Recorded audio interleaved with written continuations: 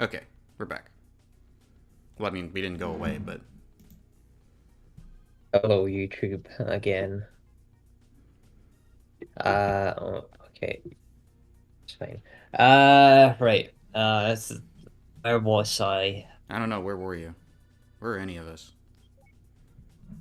I was doing the What place are championship. any of us in this race called life? Oh, that's right. I was doing this. I think I was doing this, and I finished second because I hit the wall in special stage route 11. Yeah, I'll fix that.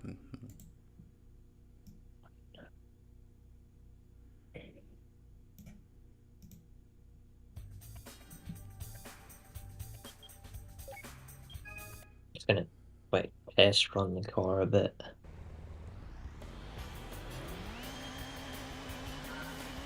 Should have better tires now. Oh, by the way, if you could do me a favor, because all my screens are taken up right now with managing everything, if you could, at the patients in the server and share the stream link so everybody knows that we're live, that would be great. Just at the patients, not the visitors. I always worry about adding the visitors and chasing them away.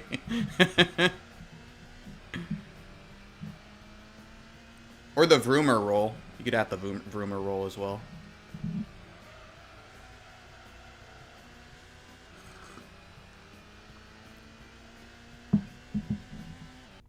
Speaking of which, I should bump the server.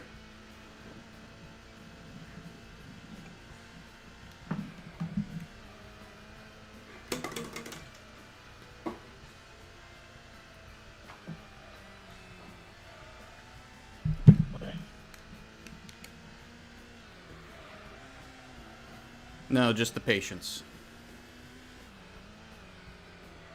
Patients and or Vroomers.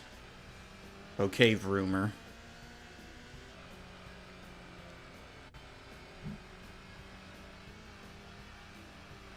I've been out as a rumor.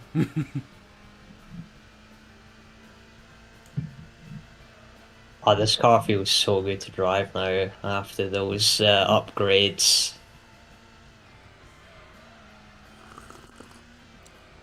I'll have to fix the overlay so the top and bottom aren't as cut off as they are right now in the future. But I'll do that. I'll get everything squared away by next week for RGT.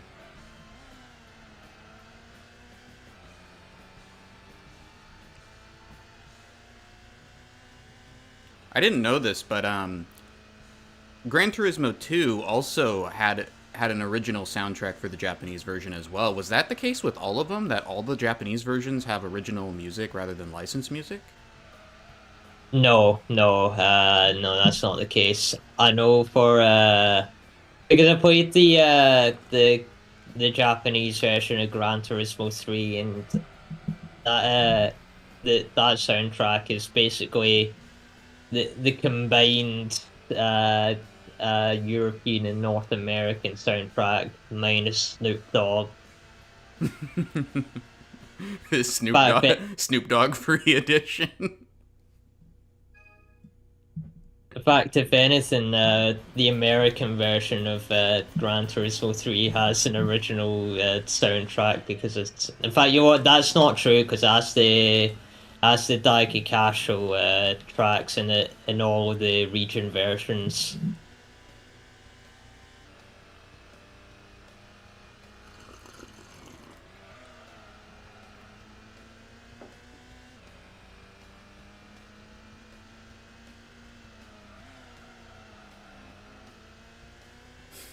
Didn't even have to brake there, man.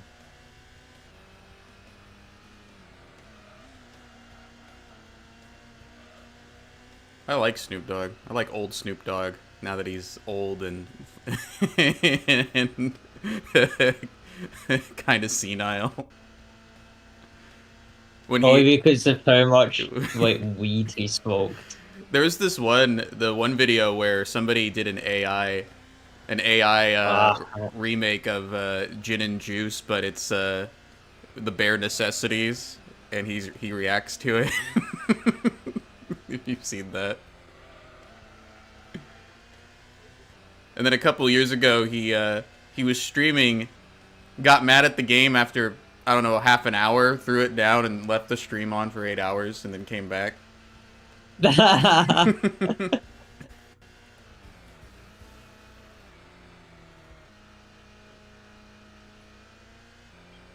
mean, everybody got onto the NFT crypto thing. It kind of feels, I don't know, it's sometimes I feel like I'm in the minority of not liking that stuff, just with, but then again, it's all just very astroturfed at the end of the day. I never really liked that stuff or got it really. Obligatory Amico reference, but remember when Tommy was saying every one of those games was going to be an NFT? Yeah.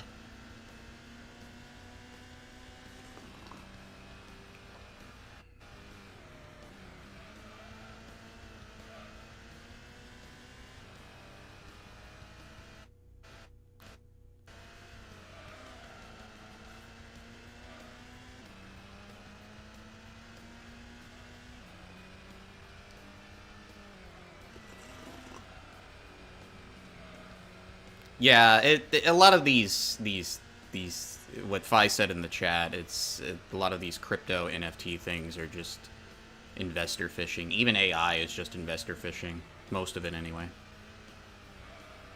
Yeah. No, I do agree with that. I'll have to make sure I refer to whoever I'm talking to in the chat, just because at least for this stream, I'm not capturing the chat because I have to figure out, I have to come up with a script for Racing Game Tuesdays overlay specifically. I can't use the same one.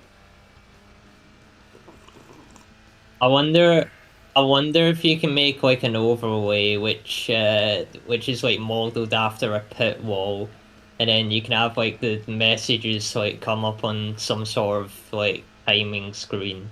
I think that would be quite cool. I could look into that, yeah.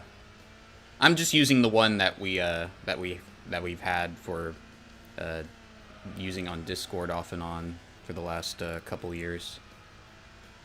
Oh yeah, the one with the tires and the scrolling checkerboard.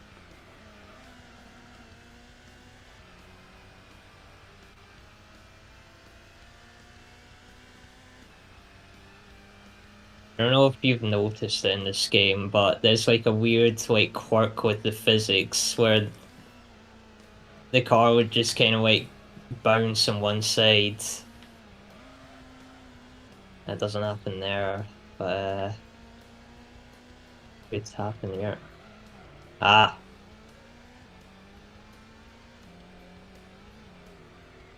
By the way, if the stream suddenly freezes, give us like 5 minutes. There's a good chance that my computer might have crashed and I had to restart it. Either that or my OBS crashed. It's happened before, but last couple of streams I haven't had any issues.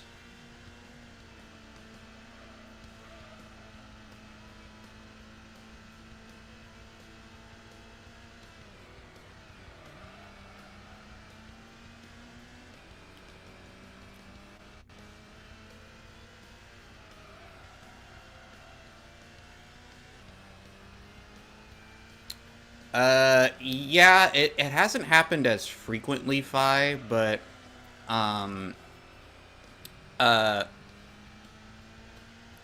it's, the other day it was happening, but it was happening with the, Retrobat drive while I was scraping and trying to multitask, so I think it's just,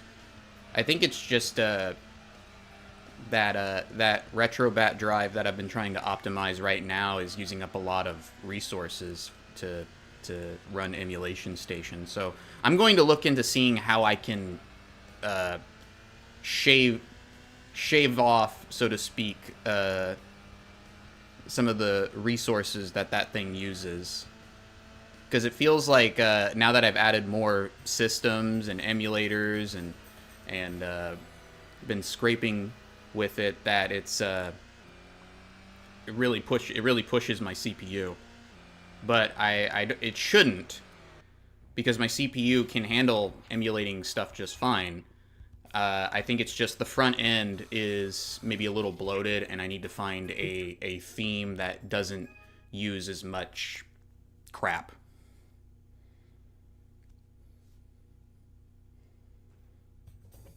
Like a kind of a more minimalistic low end theme for the front end. I think that's the main problem.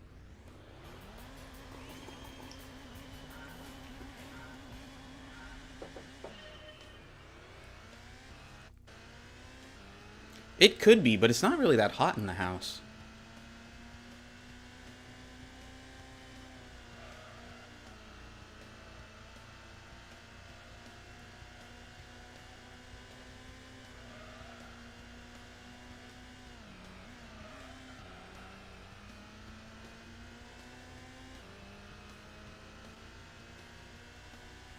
I was thinking that too, if maybe it was, if somehow the heat, somehow the weather was affecting it. But I'm not too sure. It seems pretty consistent with when I'm trying to fiddle with the RetroBat drive, and I think it's just because the front end is using up a lot of resources. So I need to probably find a more minimalist one.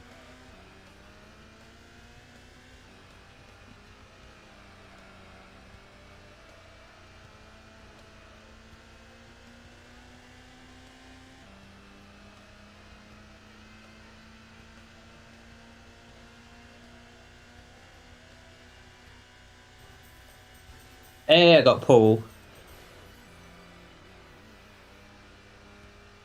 I think what I do need to do, Fi, is I do need to replace the thermal paste, because I've never replaced the thermal paste on this pre-built that I've had, because it's just a nightmare getting the fans off of these things.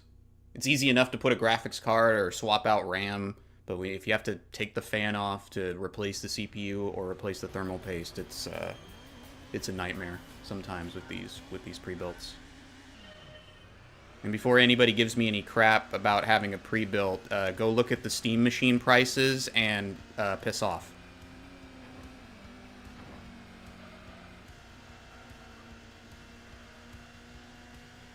Oh man, the Steam Machine, that was just so disappointing. Yeah, I knew it was going to be high. You remember I was saying it was going to be a little higher, but my estimates, my predictions were fairly low. I thought it was going to be 700. At first, I was saying like 500, and then there's people like saying no, it's like going to be 1,000. It's like I want you to be wrong. I really want you to be wrong. And then I started like thinking, oh wait a minute, it could be like at least 800 or something. And here it's about like £870, but that's still really high. Yeah, the Steam Deck price is also.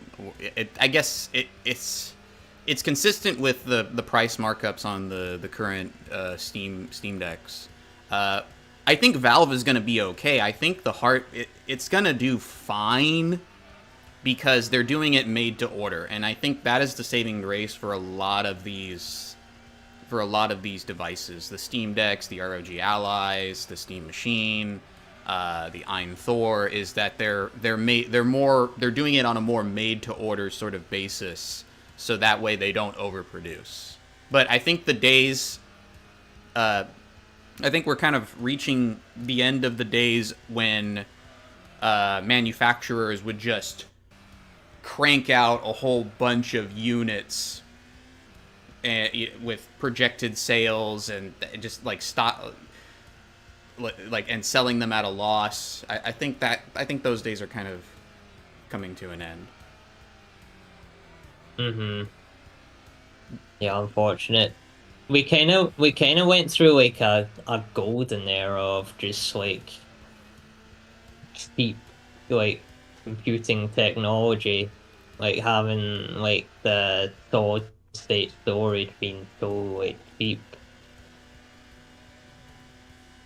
I think the retro handheld market is going to be generally okay because those devices only use 1 or 2 gigabytes of RAM, if even that sometimes. There's gonna be price markups. Things are gonna, but we're talking price markups of maybe $10 to $20. Mm-hmm. But if you want to get an Anbernic handheld, one of the lower end ones, those are gonna be still fairly affordable. If anything, even with the price markups, those are going to be more appealing than a lot of higher end devices. Well, Fi is mentioning the AI bubble.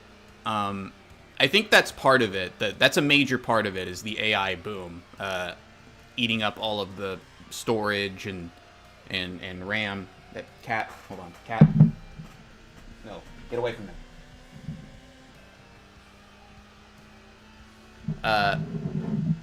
But there's also other factors. There's a general sort of chip shortage right now. And also, the factories need oil, and a certain president's dumb decisions have caused a very big disruption in the energy flow.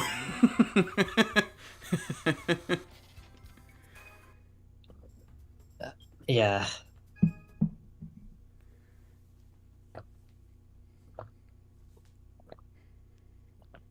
So I mean, unless you want to buy used office or college PCs, then you can kiss goodbye to affordable computing.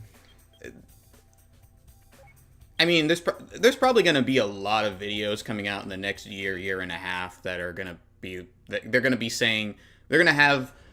I'm predicting it now. You're going to see thumbnails with a red circle and somebody pointing, saying this is all you, and it's this, and the thumbnail has the text, "This is all you need," and the headline, the title for the video is going to be something like, I built my own Steam machine for under $400, and it shows a with a school computer in the thumbnail. You're gonna see a lot of, I think you're gonna see a lot of videos like that popping up in the next year and a half. Well, I mean, I've already done it. I bought a Dell Optiplex recently, or well, more accurately, I traded in a couple of things to get it, and then it ended up costing me about £1.95, which is not bad. Yeah, and the GPU that Fi got me for this Lenovo that I got is working really well. Like I said, I think the only thing left is either to replace the processor, overclock the processor, or just replace the thermal paste and the power unit.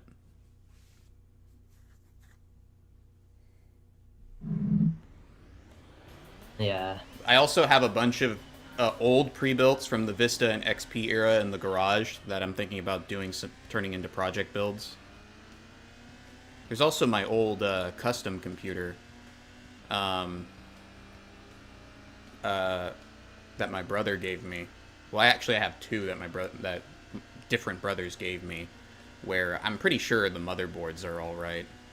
Motherboards are still good enough if I wanted to do something with them.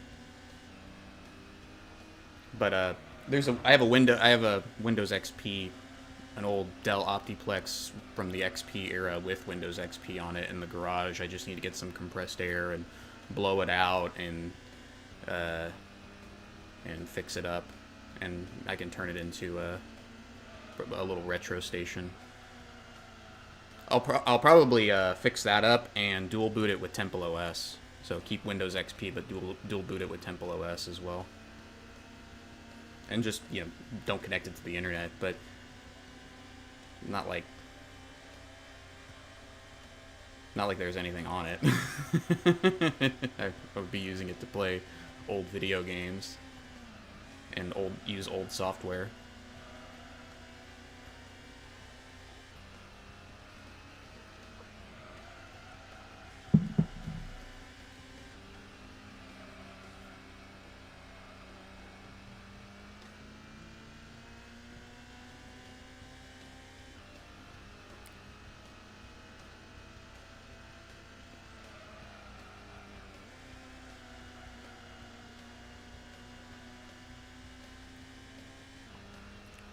Nath, we were talking last time, not last week, but the week before that, about, you were mentioning whether or not Gran Turismo could be, sort of downgraded to fit to play on the N64. There is a racing sim game on the N64 that's probably the closest to that. I think it's World Tour Championship or something. Hmm. Yeah, I think the N64 like has a couple of does it have a couple of Gran Turismo copies? I don't know, but I know everyone like tried to like copy Gran Turismo. I don't know if some of them made it on like the N64.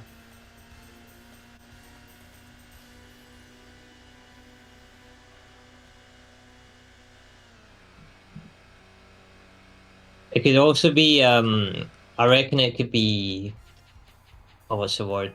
Uh, it could be demake for the DS. I think that would be pretty cool. If if I ever get a used Dreamcast for a good price, I'll see if I can get the Bleemcast version of Gran Turismo 2 to work.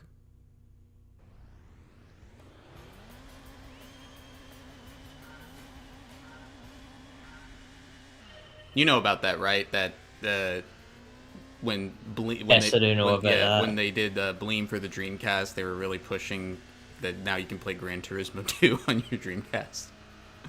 That was the big selling, the big killer app for Bleem. Well, I mean, it's not a bad way of marketing Bleem, I don't think, because Gran Turismo 2 is a really good game. There's actually it's been at one of the antique malls near me for the longest time. I next time I go over there, I'll see if they still have it. But I've been tempted to buy this copy of Bleem for the PC that they have over there. They have the actual disc of Bleem, and I'd like to buy that, get the Windows XP computer that I just mentioned working, and fiddle around with playing PlayStation games through Bleem just to see what works and what doesn't, or how it, like, just try different stuff. Because back then they were really pushing that they had a lot of compatibility with a lot of games.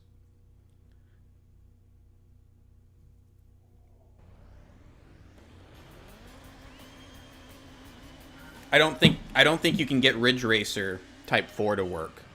I think that was one game that they really wanted to get to work on Bleem, but they just were never able to do it. Because Ridge Racer Type 4 actually it runs at 60 frames per second. Did you know that? I didn't know that. Yeah, it actually has a better frame rate than Gran Turismo 1. That's impressive. I don't know if it might not be a full consistent 60 frames, but I know that if as far as under the hood, like how rendering works and graphics, Type 4 is actually does the polygon rendering and the frame rate better than Gran Turismo 1 does.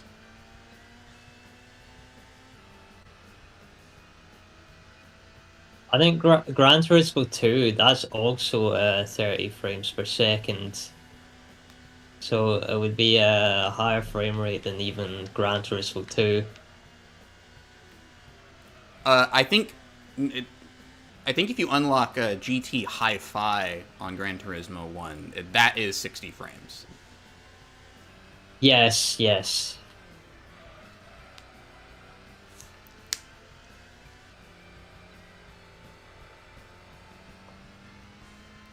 Which I'm sure you've done already. No, I haven't. I haven't done that. In fact, this is my first time, like, actually playing all the way through Gran Turismo 1.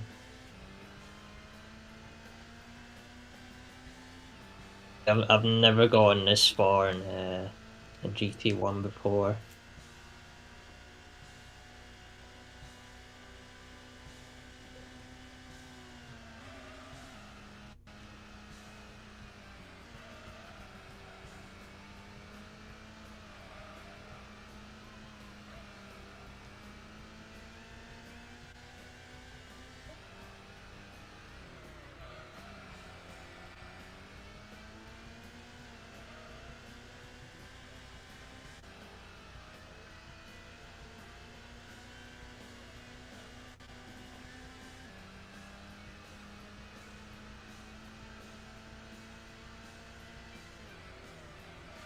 Sorry, I'm just staring at this cat.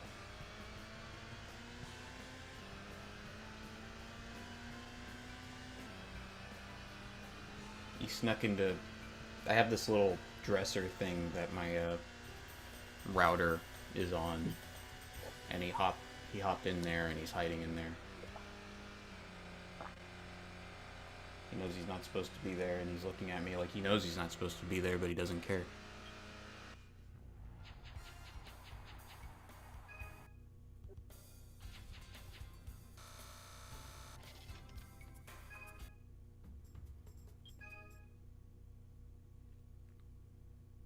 I think the tires were a significant upgrade here. I'm just like, these corners are just nothing like now.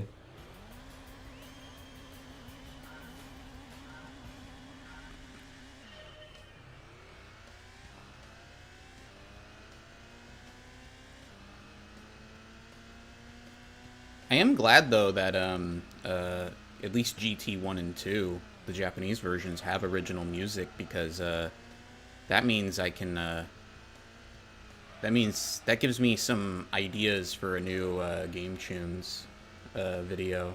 Because one problem with doing a racing themed Game Tunes thing, like what I've done already with Final Fantasy VIII and the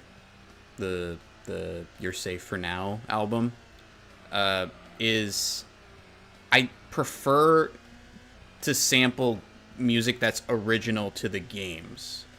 That's sort of the theme I'm going for. But a lot of racing game stuff, especially around once you get into the PlayStation and PlayStation 2 eras, is licensed music. And I don't really... specifically the video game related music projects, I don't want to just sample a feeder track or something. I kind of, for me, it sort of defeats the point. I mean, if I'm going to sample licensed music, I'm going to do it for one of my for one of the albums for my main channel, like with the sample rate stuff, or for the background music I make for some of the videos that I'm doing. Those use samples from bands. But when it comes to the video game stuff, I prefer original video game music. So, but the problem is, if I wanted to do a racing themed Game Tunes video / album, it's a little hard when so many racing games are just pulling from actual bands, non-video game bands. A lot of which is already sampling other stuff, especially with the Chemical Brother, like the Chemical Brothers and groups like that.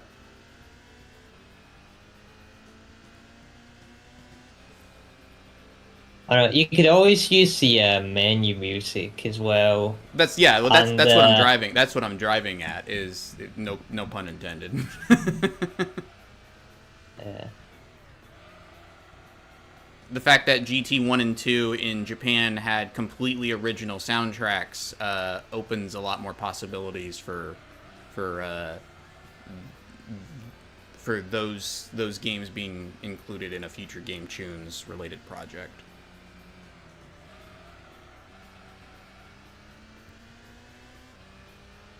Because then I can just take the menu music and mix it with my own sort of rendition of the almond break or whatever. Yeah.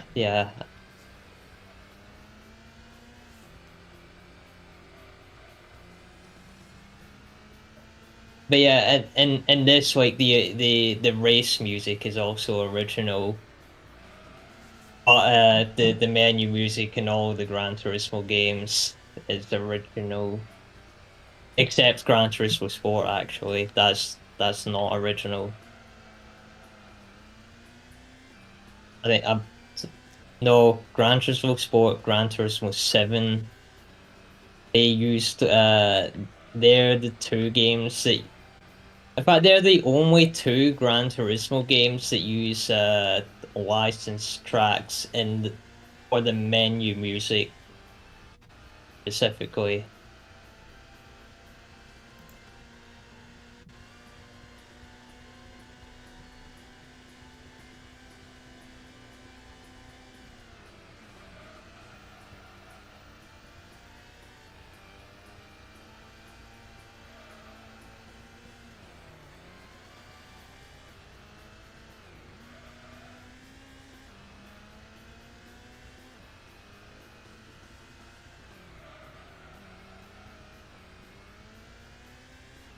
It's funny how you prefer first person with games like this. Games like this in Ridge Racer Type 4, I can't do the first person view.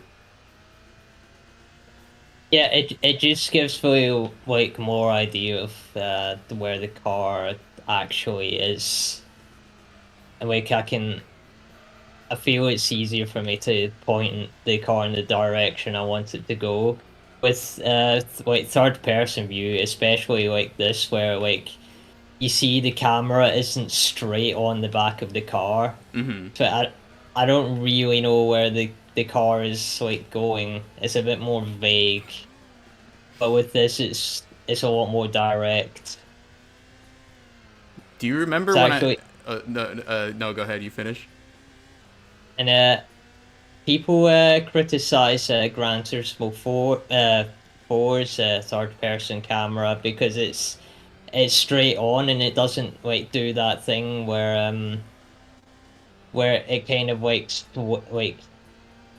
the car sways like that and you can see the sides of it. It's more fixed in the back, but I actually quite like that for uh like being more precise.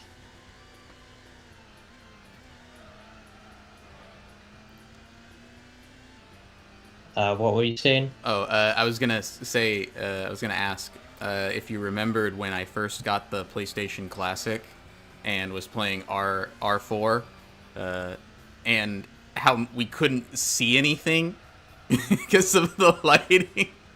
Yeah. And I was on the night, the Tokyo night stage, I believe it was, where I was like, I can't see shit. I'm driving blind.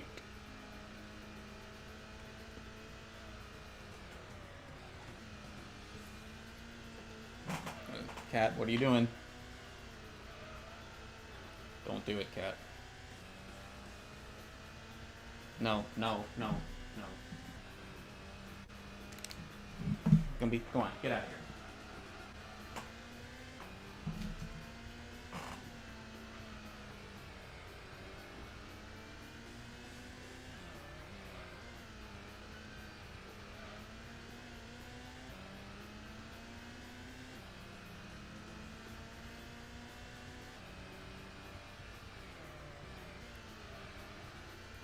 One issue that I have with first person view though in this and a lot of other racing games is it feels like the camera's too close to the ground.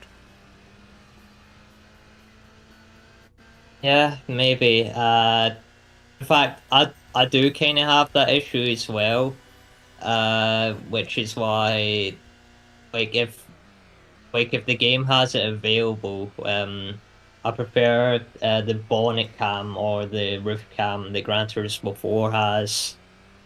Uh, no, I mean even with like the camera lower to the ground, I still prefer first person over third person. Y- But you get used to it anyway. Yeah.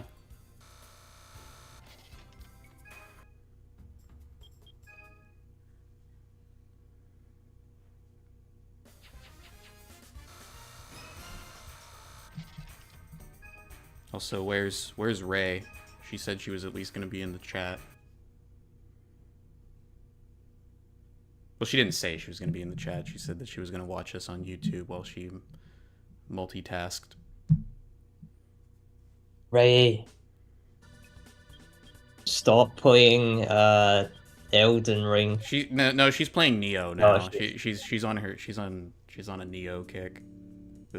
ooh, it's a good car. This might be where the game opens up.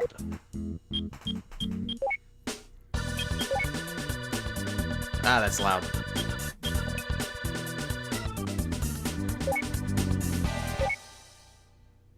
Did like the volume like It did that go it did like, that is thing. It did that thing that your streams do where the volume spikes out of nowhere for no reason. I'll have to turn it down just a bit. Turn it down to 50. There we go. Ah, it's still a little too loud.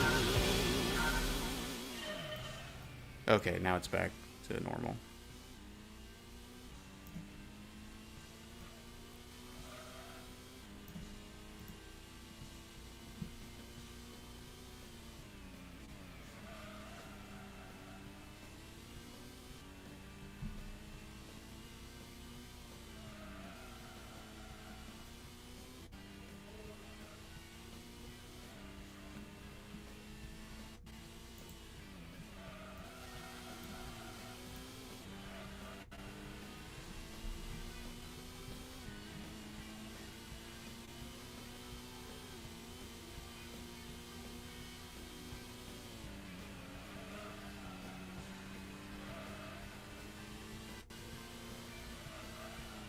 ah.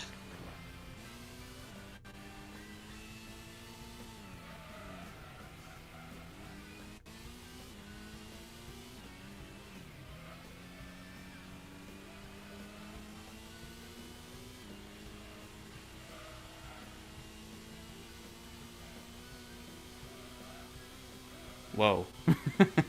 Your car can't flip in this, can it? No, Gran Turismo does like everything in its power like for the car not to flip usually.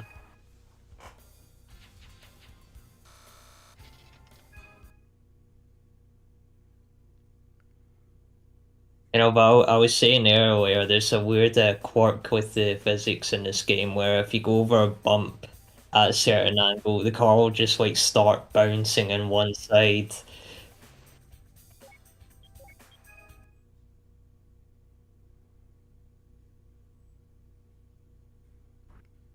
Maybe for a future RGT. I know you streamed it on in the Discord server before.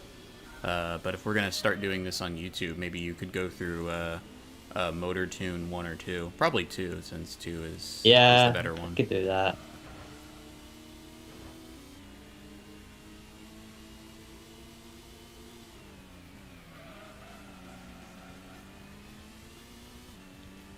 I'll be a little more prepared for next week to like help with some of the lifting for RGT. Part of the problem was yesterday was the Anna Monday stream, so I was preoccupied with that. I didn't really have a whole lot of, and then once I was done with that, I worked on some video related project stuff. I didn't really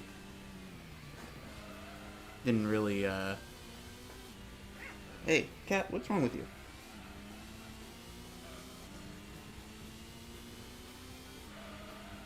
Didn't really have time to focus on doing any prep for... No! Hey, Gumby, get out from under there. Go, out. Hold on. Gotta get this cat out of here.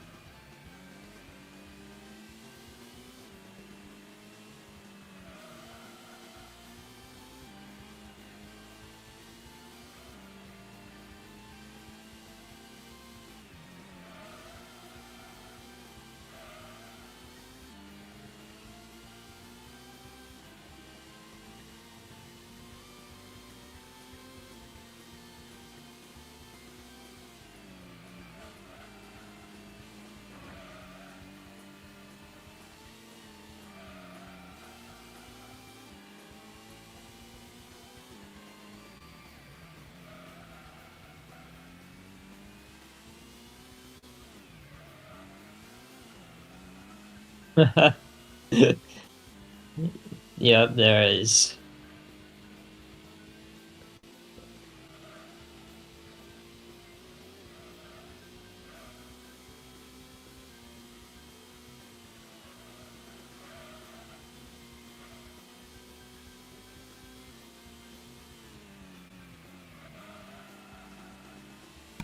I'm back. Sorry about that. I had to bait the cats out of my room with food. Because Gumby was trying to crawl under this this space underneath where my computer stand is on my desk. Like, he'll squeeze into these little crevices, and you can't get him out once he does that. And then I pulled him out, and he starts trying to fight me.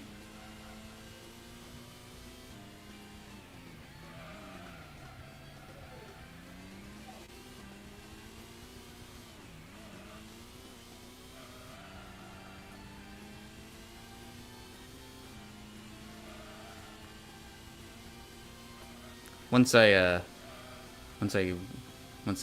get my my brother's stuff out of his room, then I'll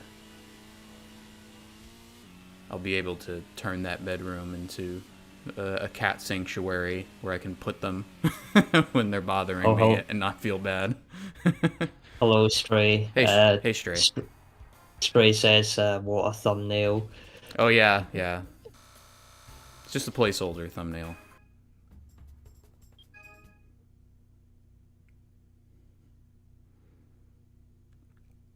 I'm making a lot of progress on the official Racing Game Tuesday stream thumbnail. I'll have to show it to you sometime later.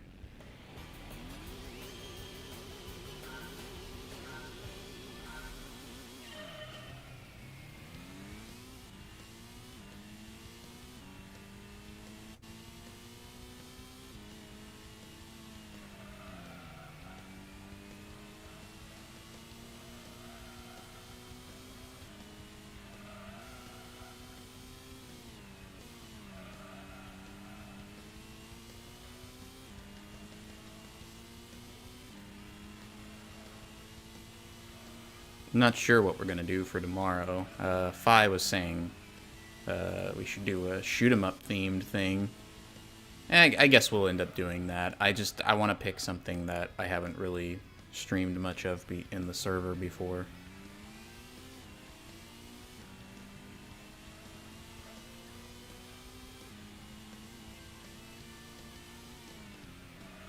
Like a Toho shoot 'em up stream. I could get the first Toho game to work. I think I have it on a hard drive somewhere as like a portable exe file.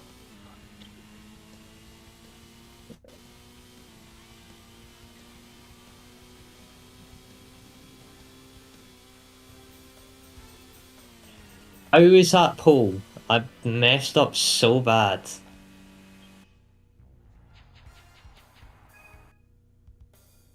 I could stream Omega Boost. You could do that. Although it'll have to be a certain version because that uses licensed music. Yeah, the intro. I mean, I suppose I could just mute the game during the intro. But Yeah, you I could do don't I don't that. I don't think I don't remember the whole game using licensed music, just the intro.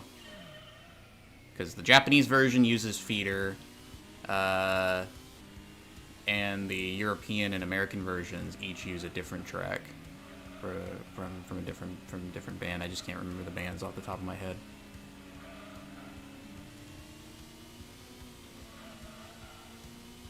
But I'll figure something out.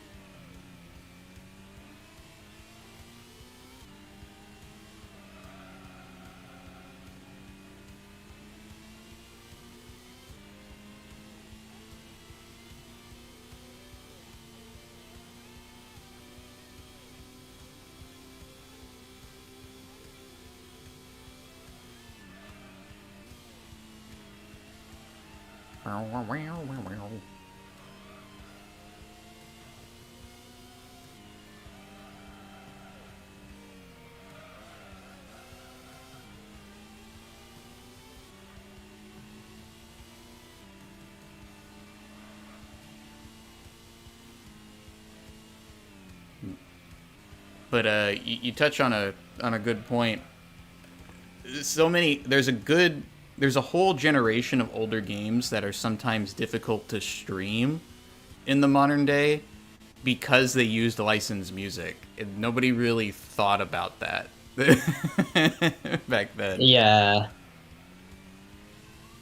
Even when it comes to porting or remastering a lot of these games, there's difficulties because those licenses run out.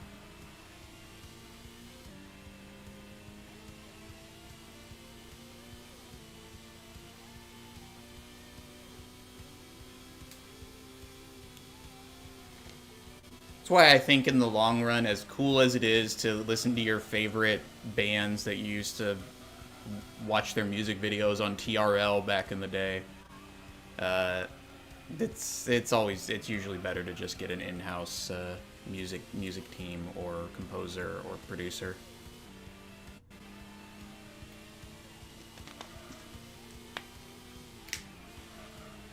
Or like Xbox and PlayStation can put like Spotify integration or something, and then the games will just pull from your Spotify playlists, so you can choose to listen to whatever you want.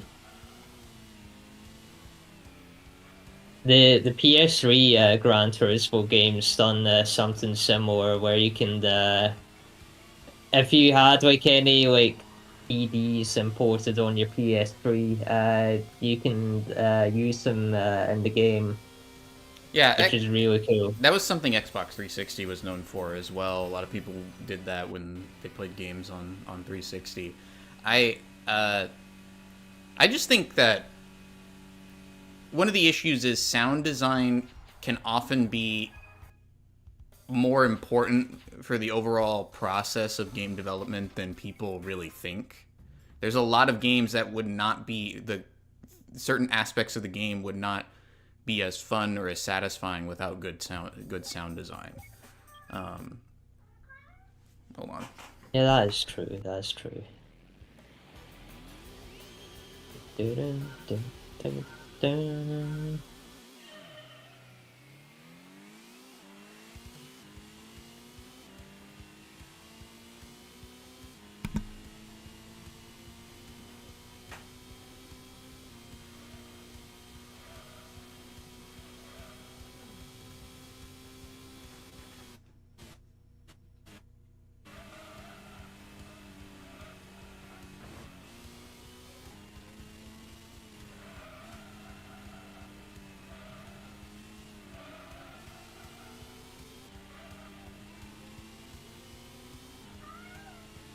What now?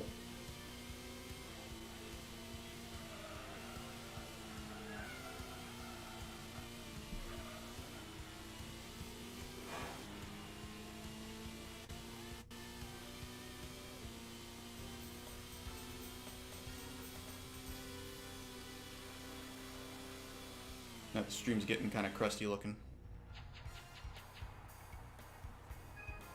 Nothing I can do about it.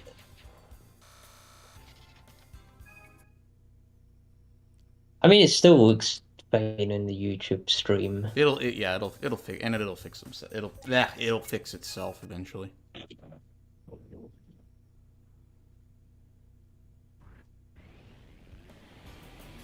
I think these are just same tracks from the last championship I done.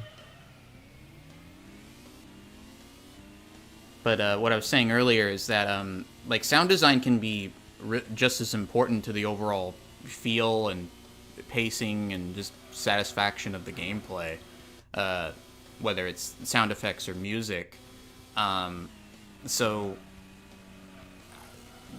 I think it's always better. I think it's all when it comes to video games. I think it's almost always better to just have an in-house band or producer make the music for the game. Like, and there's a synergy between the sound team and the developers. I don't think a lot of games really work with the music being the music just being something that can be swapped in and out, you know? Yeah, maybe, but the option's always nice.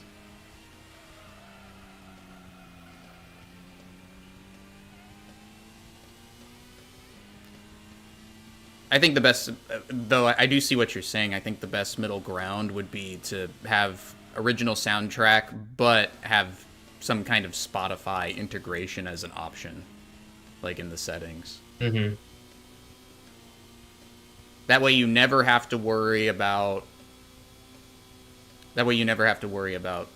licensing issues in the future.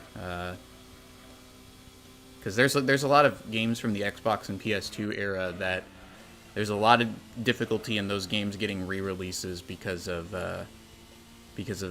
rights management stuff.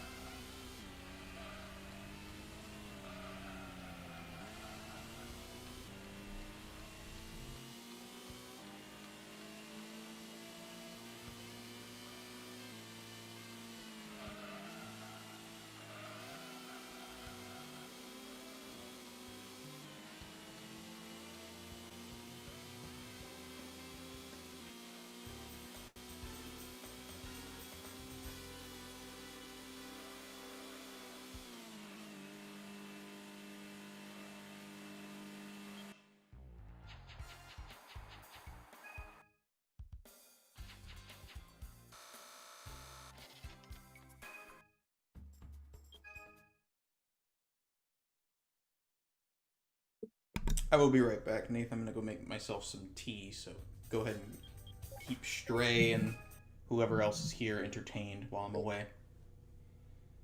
Okay. Sound design is important, will speed it. Yeah, no, definitely.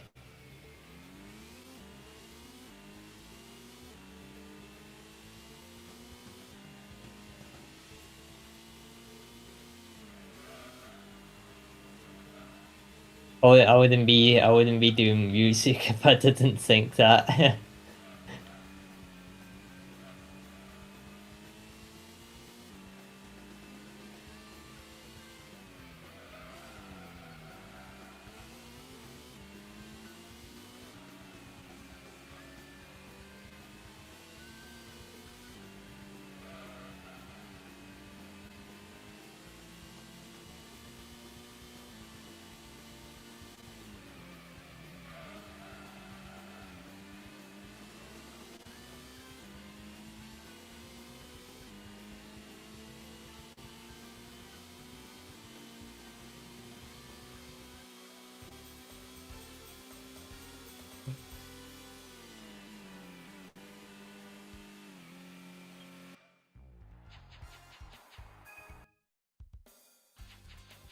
Very nice. I get like a bonus credits for pole position.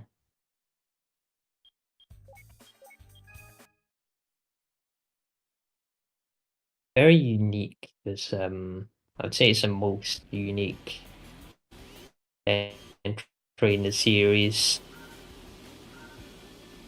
It's like it's the emphasis on championships and upgrading your road cars to be race cars instead of just like getting race cars.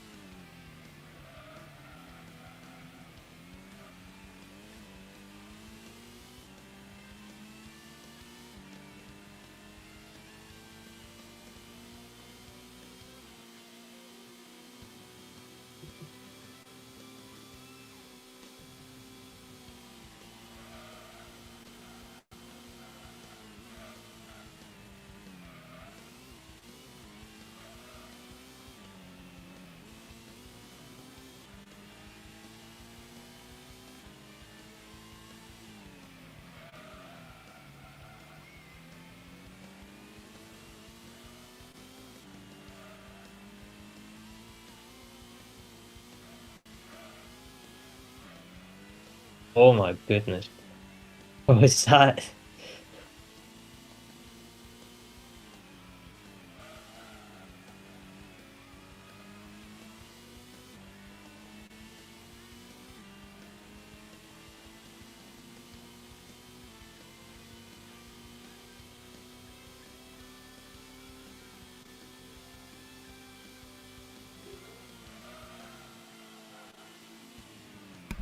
Alright, I'm back.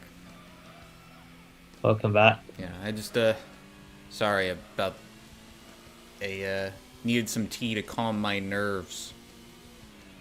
So I don't blow my top because of this feline nightmare that I'm forced to live in.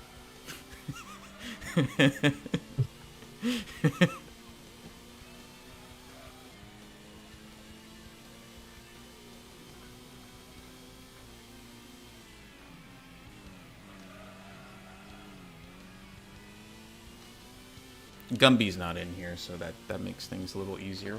Butch and Noir, after a while, they'll mostly calm down and just sleep and shut up. Gumby is the one who likes to crawl into things. That he's I had to bait him out of the room with some treats, and then Butch wanted back in, and so I was like, okay, I'll let you back in, so you're not meowing at the door. And then he starts meowing at the door again because Noir is outside the door, and he's like, hey, you forgot to let him in. Hey, what about him?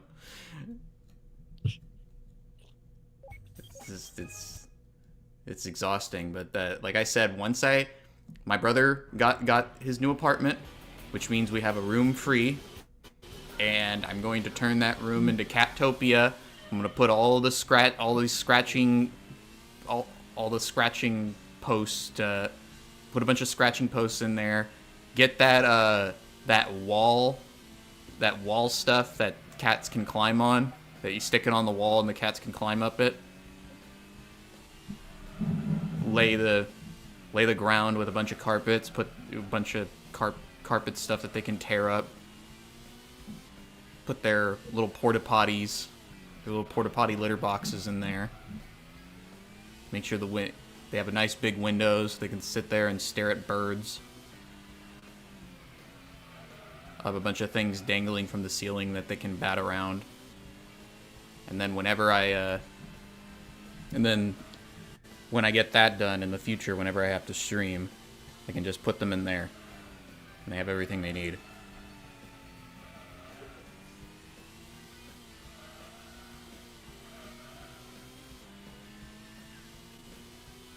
have one of those little Google things that you can have play music. So, be like, put on a cat playlist.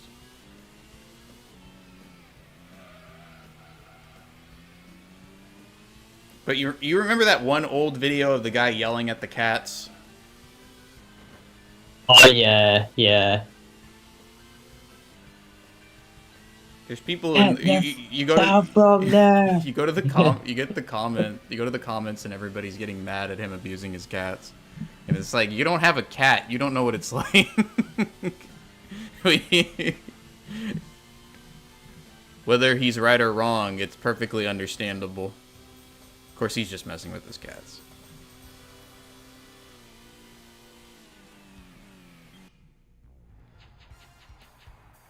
Don't go in my closet!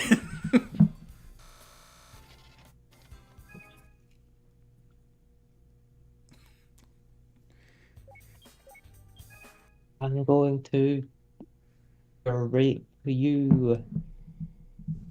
But I had that issue with Gumby earlier. He's looking to jump up on some place where he's not supposed to. I'm like, hey.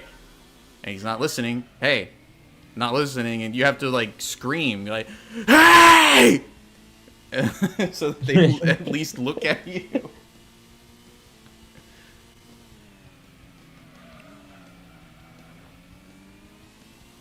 I don't like doing that, though, so eventually I just have to shoo him away. With, like, a stick or something.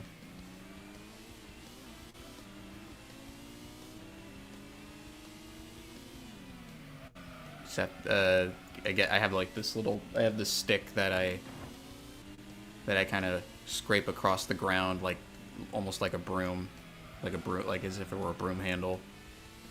And that usually shoos them away really quick.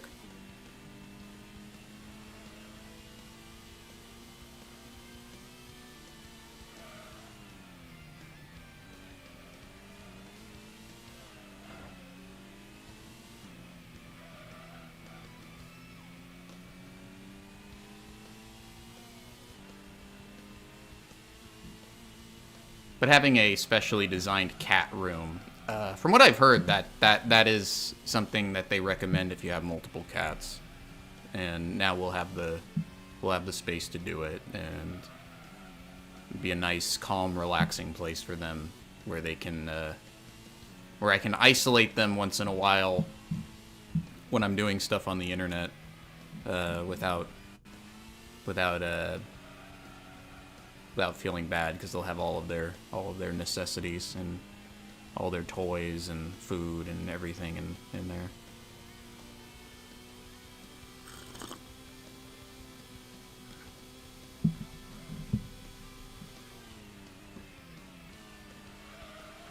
We've also been experimenting with the cat leash, because they're inside cats. They've been inside all their life, so, but they're approaching like 4 years old, and they need some exercise. So we're trying to get them used to going outside while on like a cat harness.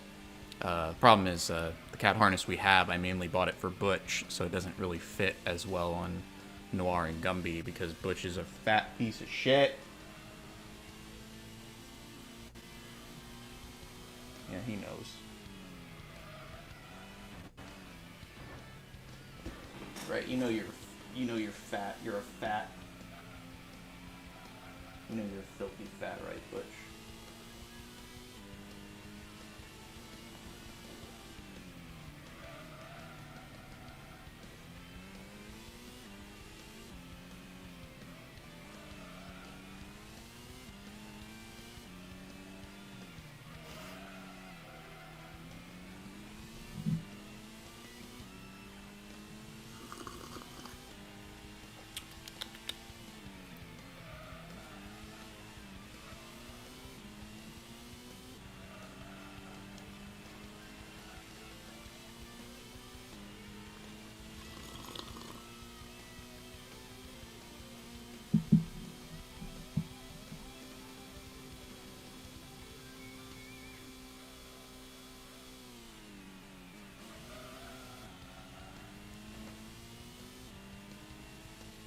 But on the topic of once again of licensed music and older video games, it's a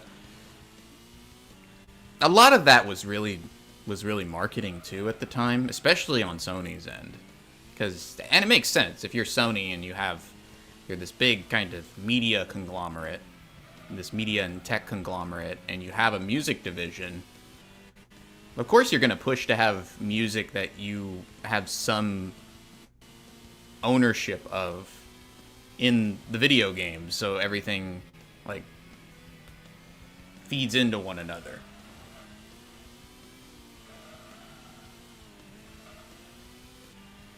But like I said, it's become a bit of a nightmare for game preservation to a certain degree.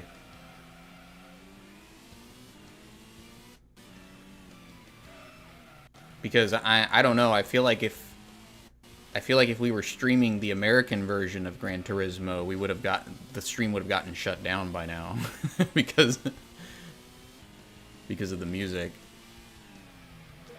And then I know games like Cyberpunk had they had streamer friendly modes where the music was changed, which is it I appreciate the thoughtfulness on the part of developers that they're taking into consideration that people are going to stream these games. But I also kind of feel like it shouldn't be that way. Yeah, you shouldn't have to do that. The record labels should stop being so draconian when it comes to that stuff, because nobody is using a Twitch streamer as a replacement for buying the damn album. Nobody. Quite the opposite. In many cases, they might be like, oh, what's that track called? All right, I'll buy it off of iTunes or Google Play or whatever. Or save it in Spotify, because iTunes still exists, I think, but Google Play doesn't. Other than when this time.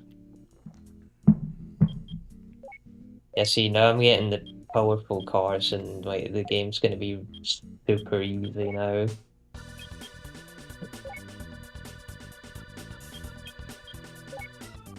I'm gonna be getting a Switch 2 soon.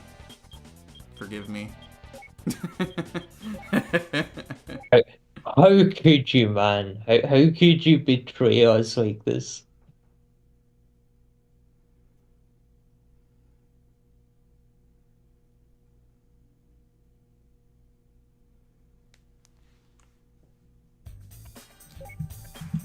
Oh, it's Trial Mountain again. Right, same tracks again.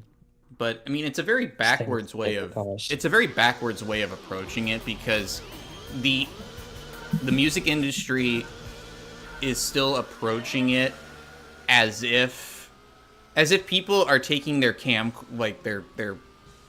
camcorders or their handheld recorders and if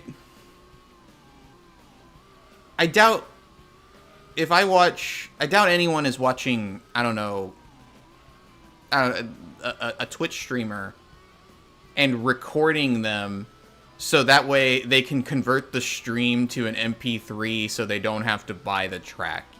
Nobody's doing that. Nobody's doing that. No, nobody is doing that, believe me.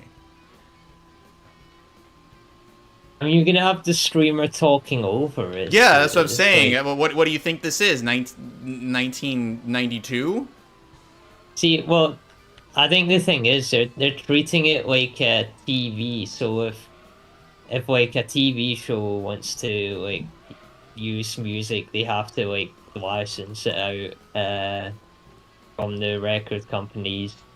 Yeah. So they're just kind of it's just a kind of like a blanket attitude towards like everything. It's a boomer mindset. Yeah. Basically.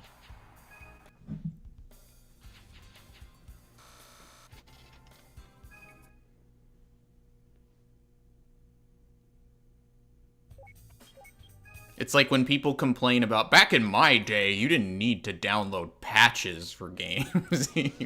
Yeah, which meant if you bought a broken game, that you were stuck with it. There was nothing you could do unless they had enough money to issue out a whole revision.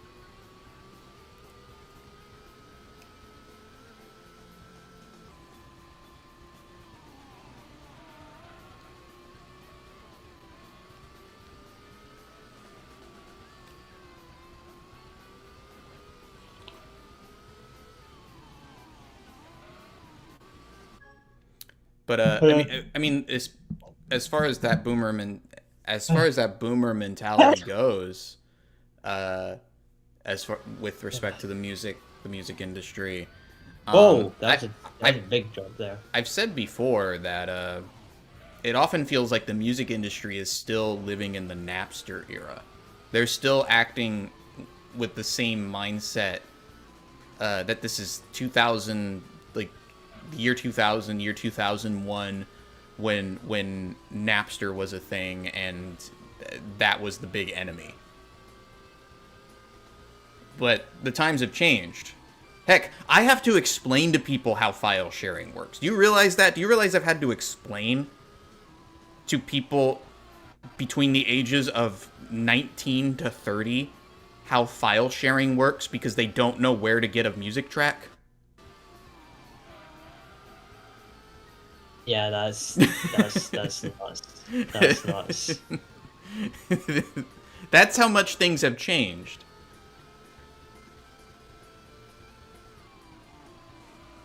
So even if you want to play devil's advocate with the music industry, the whole system is outdated and inefficient anyway.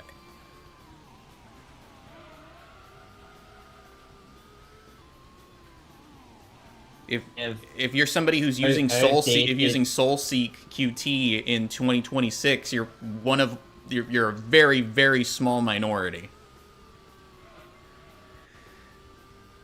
Yeah. It's like just outdated, inefficient, and also tone deaf as well.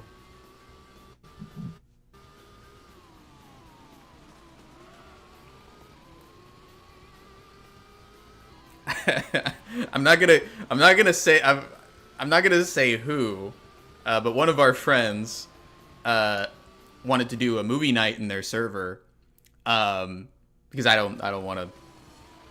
I'm not. It's not like I'm not making fun of anybody, but still, it just one of our friends wanted to do a movie night in their server, and they were wondering where to get movies, and I was like, you could try torrenting them, and they were like, okay, how do I do that? And I remember just stopping and kind of just staring, like it was like a cartoon moment, like a moment in a cartoon or a movie where I just stopped and I kind of looked to the side. Because I didn't know how to explain it to somebody who doesn't know what it is. Because I just take it for granted that everybody knows how to do this, because everybody from my generation on the internet knew how to do it.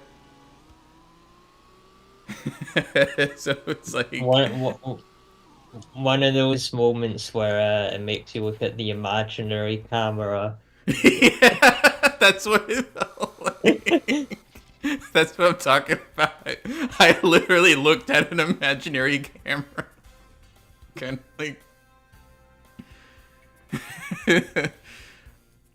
So I don't know. What's torrenting? And I'm like, what is torrenting? How do I explain this to somebody who doesn't know what it is? So I think the stream's down, by the way. I'm seeing like a loading thing here. It looks like it's still running on my end. I mean, it says excellent, and I'm still seeing the feed. Yeah, it's No, because fine. I'm looking at it on YouTube and Yeah, it's so yeah, loading for me. yeah, so am I. It's fine.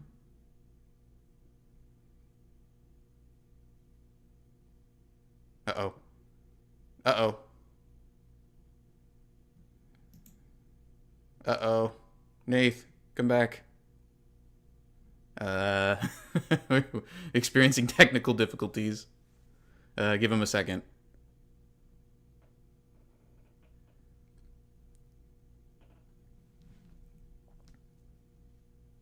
I think his internet died. Either that or he just is restarting his thing. So uh, uh, it works again on his end. But the stream was just fine. We'll give him a few minutes. If he doesn't show back up, then I'll have to end the stream early. This was mostly just a test because we want to move a lot of our video game streams, as I've mentioned before multiple times. Uh, move the video game streams from Discord over to YouTube.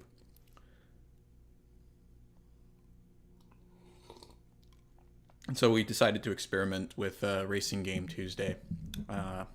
We were going to keep it short anyway, only about 2 hours, so we have about 40 minutes left. But if he doesn't come back in, I don't know, 5 minutes, five or some between 5 to 10 minutes, then I'll just end it.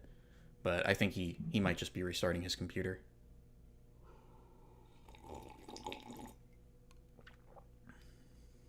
He was mentioning earlier that his Wi-Fi was a little shaky. Is Discord down? Let me check. I mean, it's...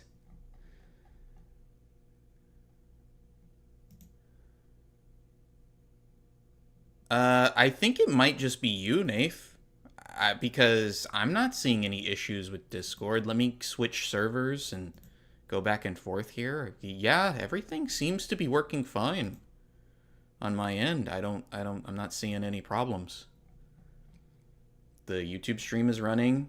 Discord is running. I think it might just be your internet took a big doo-doo.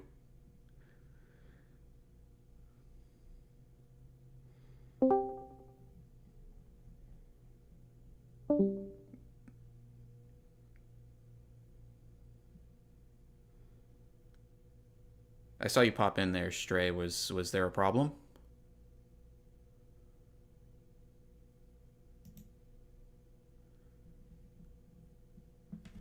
Yeah, Nath, it's probably just your internet again.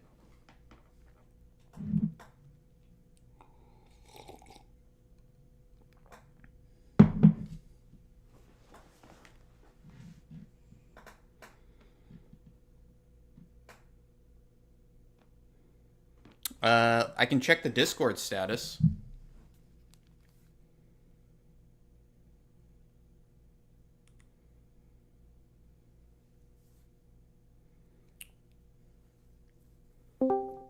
Oh, you're back. Okay then. Okay. There was a So point earlier where there was a huge staticky sound when you spoke. So I wonder if that was like a sign that something was going wrong. But how's everything? well, it works now, but Okay. I don't know, for some reason just Discord just crapped itself for me. Just took a big fat doo doo. It just did a massive poo, man. That's what it did. Okay, so let me. Okay, good. It's showing up on the stream again.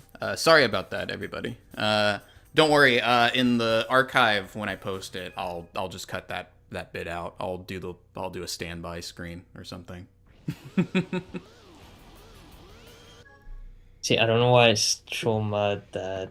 Okay, no, that's fine. I can get rid of that.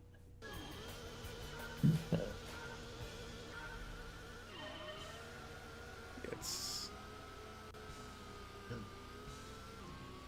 it's a little compressed, but it'll probably clear itself up. Just give it some time.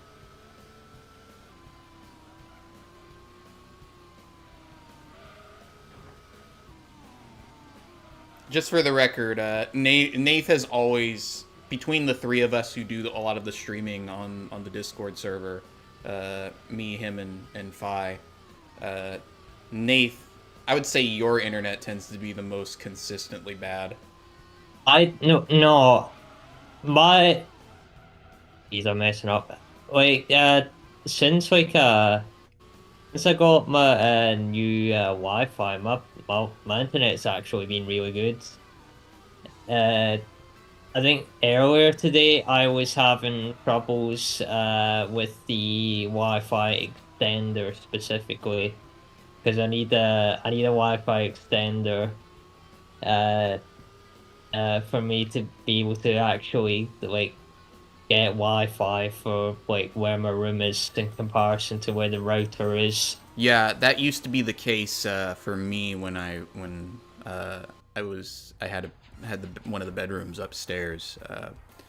I had to use an extender, but one of the issues that I often had was that I used it for my Switch specifically, so I could actually play Splatoon because I was all ready to kill somebody because I kept disconnecting from Splatoon. And then I tried using the Wi-Fi extender, and that fixed the problem. Okay.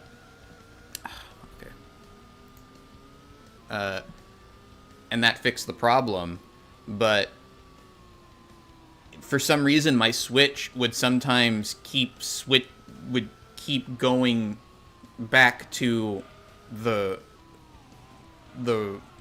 router.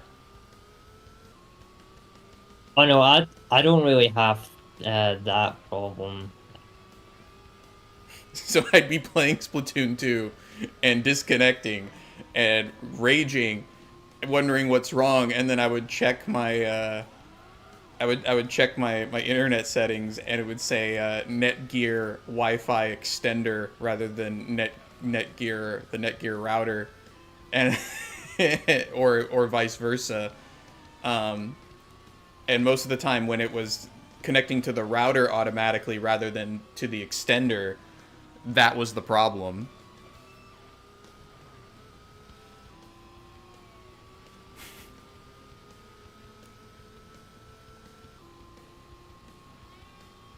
But on the subject I was talking about earlier,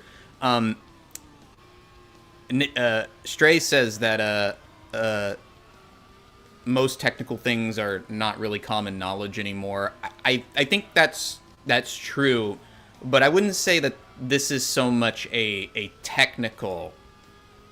issue of technical knowledge, right? It's because people don't use those things anymore.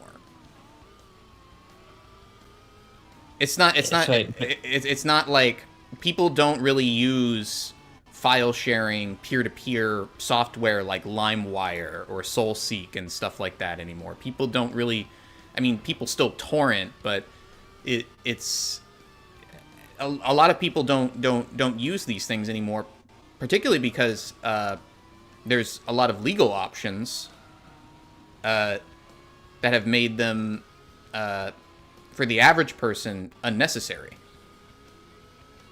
Yeah, I'm on a Spotify family plan, so like I'm able to like use Spotify whenever, or like there's YouTube as well. In fact, there's because of YouTube Music, it's actually so much easier to just download like music MP3s. But it's actually insane how how much easier pirating is these days.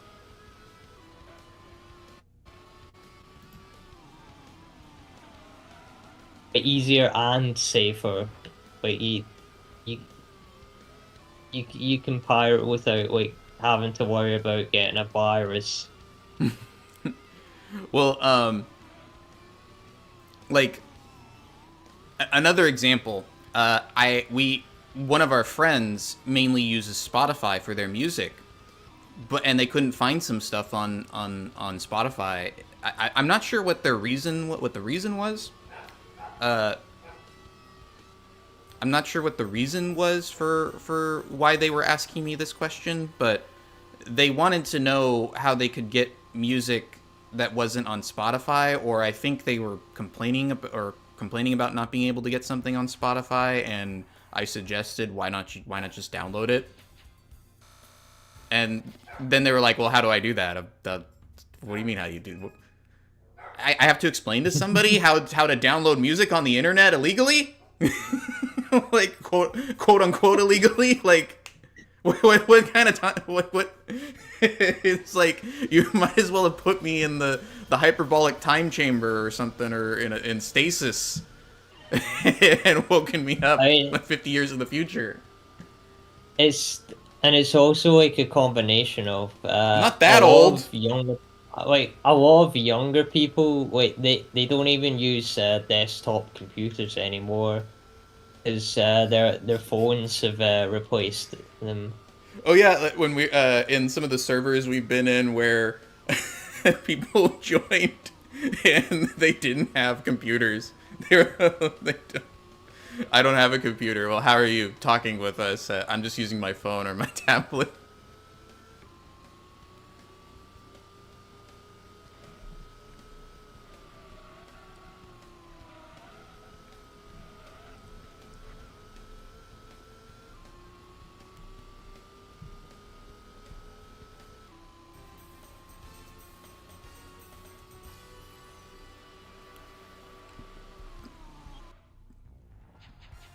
But that was just, it was another, like the torrenting thing, it was another one of those things where it's like, how do I explain this to somebody who doesn't just know it?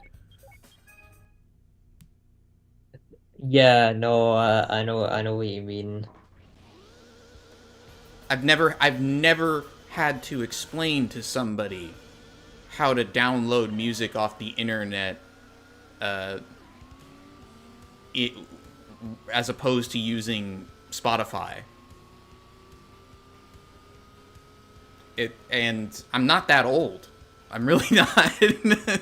So, but I shouldn't. I don't know. Just it boggles my mind.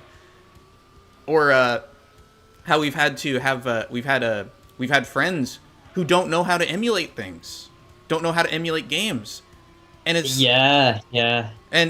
we're like, how do I explain how emulation works? Everybody on the internet, in my generation at least, knew what this was. So I had to teach my wee brother like how to set up like DuckStation.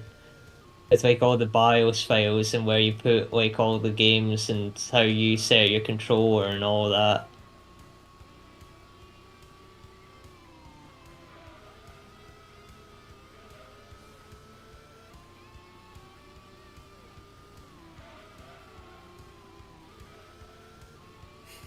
I remember telling our friend too. I'm not trying to. I think I remember saying something like, I'm not. Don't be upset if I'm getting frustrated. It's just I've never had to explain this to anybody before, because everybody I've ever talked to among my internet, in the internet social circles I've been in, knows what this is.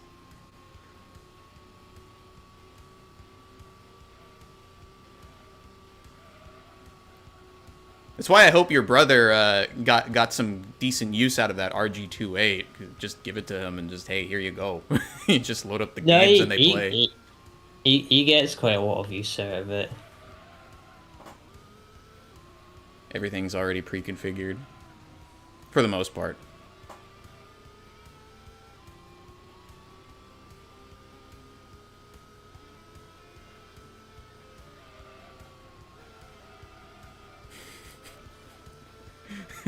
It's like the SpongeBob scene with Mr. Krabs. He's like, no, I ain't old like you. I ain't old. I ain't old.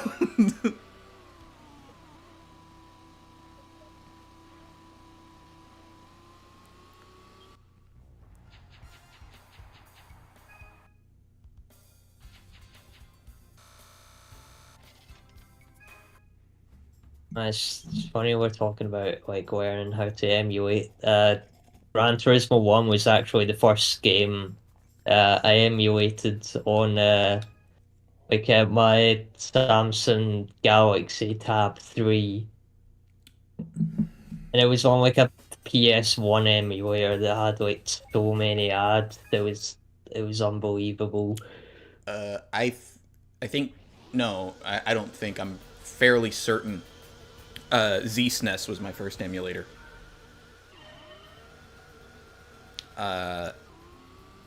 And if I'm trying to remember the first games I ever emulated, I would say that they were.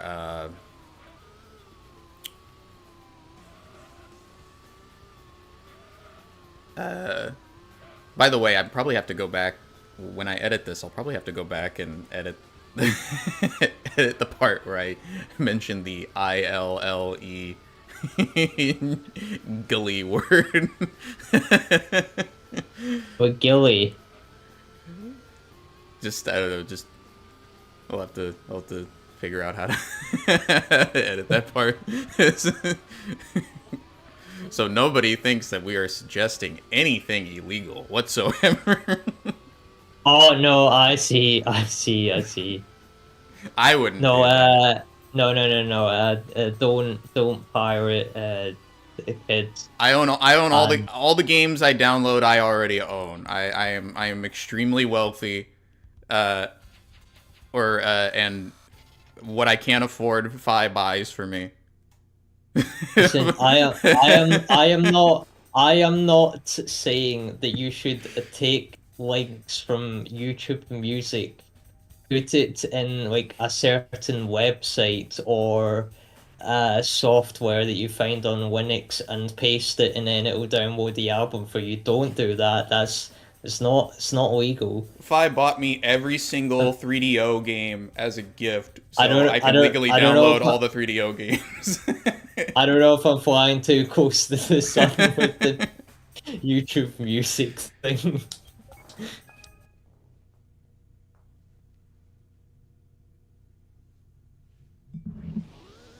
We're just saying it's a lot easier to do that.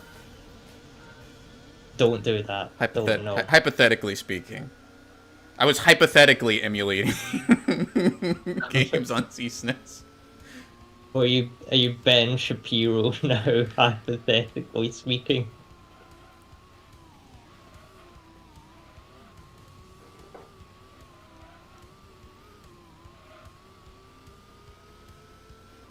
Or if you just like put in like massive like sensor beat like and like during the part where we talk about like piracy, like even censor the word piracy.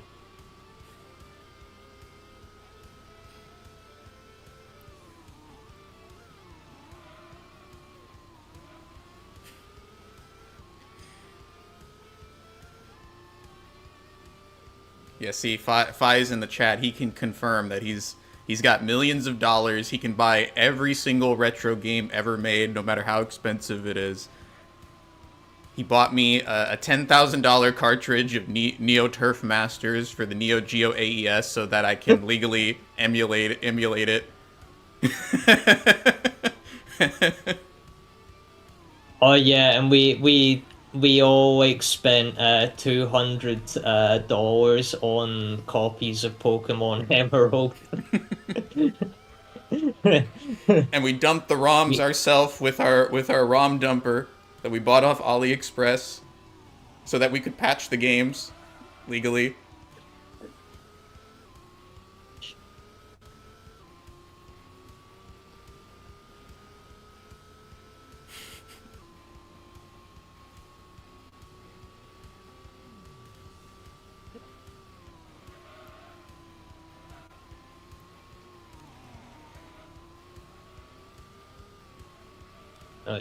Yeah, don't pirate or else Mario will come to your door and actually kill you. I feel like that would make a Fi has been looking to program something. Fi, do you want to program a stupid meme game where we have to run from Mario because he's coming to get us for downloading Nintendo games without permission? Just make it a spooky wookie freaking Backrooms ripoff. back rooms with like Mario.exe. He's coming to get you because you've downloaded games off of the internet.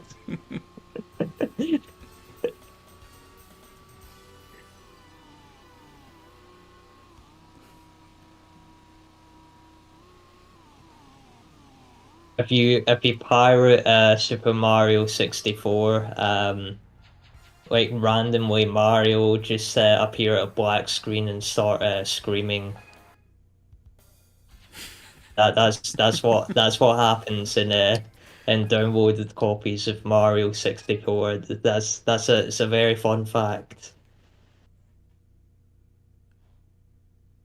The data miners confirmed it. Every copy of Super Mario 64 that you download off the internet has a 1 in 60,000 chance that Mario is just going to appear on screen, mouth agape, eyes bleeding, and he's gonna scream "Mamma Mia!" and it's gonna be all freaking clippy and bit crush sounding. And it's, and it's gonna scare the shit out of you.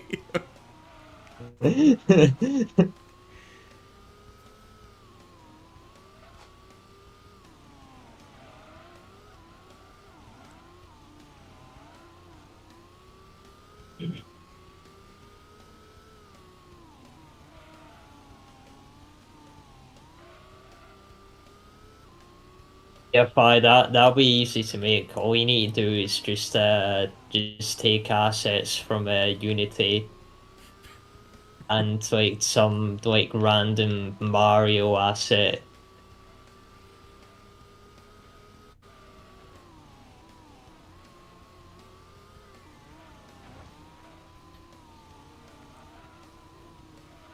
If you illegally download Metroid Prime 4, the game suddenly stops and then cuts to a live video feed of Samus Aran being waterboarded.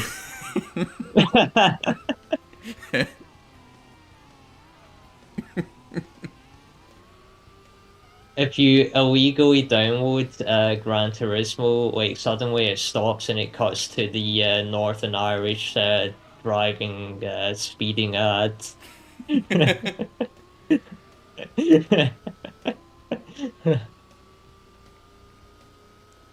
Of course, that wouldn't happen on this stream because this is a legal copy of Gran Turismo that I bought.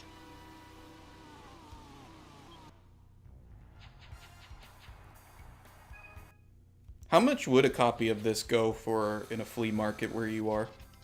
I don't know. Have you ever tried looking? I don't think it's that much. You know what?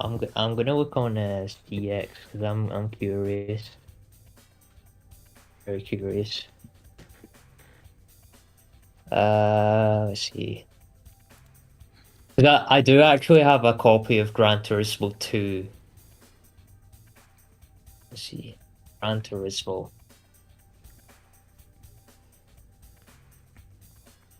£12. And that's with the manual and it's boxed. So that's not too bad actually. I want to look it up right now. I'm just going to type in Gran Turismo PS1 in TSC and just look in the shopping.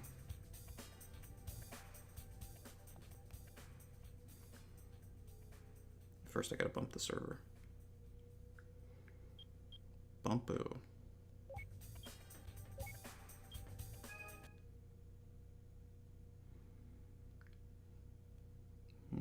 Gran Turismo NTSC.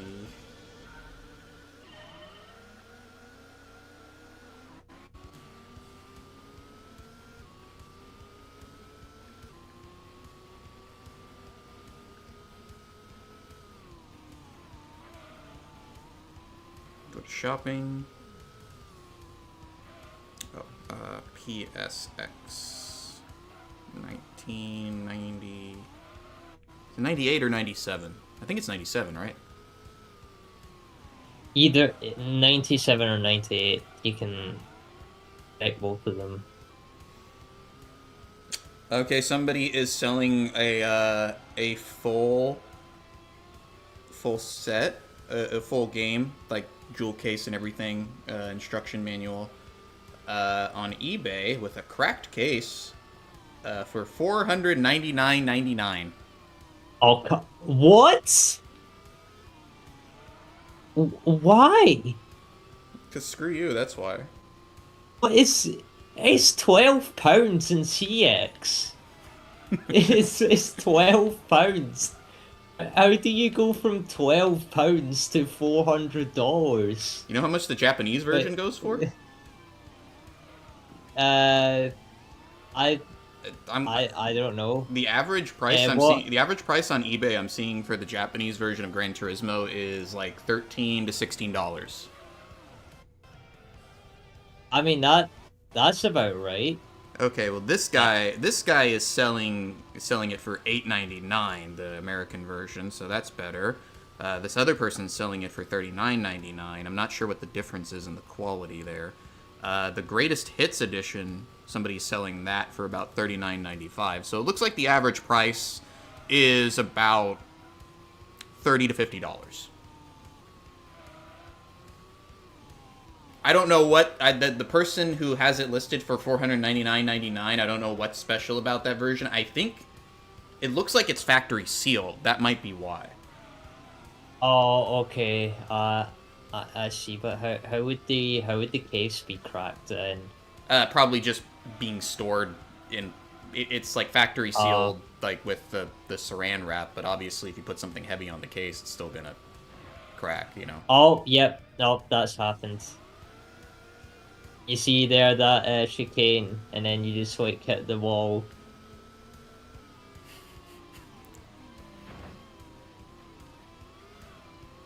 Yeah, but that's a bit different if you have like something like still like in its like wrapping and all that. Because then at that point you're not selling it as a game, you're selling it as a collectible. Yeah, but for $499.99, that's I don't know. I don't know. Like, okay, so Japanese version, factory sealed. Somebody's selling that for about, in the Saran wrap. Somebody's selling that for $330. So it looks like if you have a factory sealed copy, people charge quite a lot for that. Now, I don't know. You have to look at the sales. That's what's important. A lot of these people who try to sell you retro games at the conventions or anywhere else, who say, hold on, let me look at the price or whatever, or let me check the price. Like, check the price that it sells under, you dingus.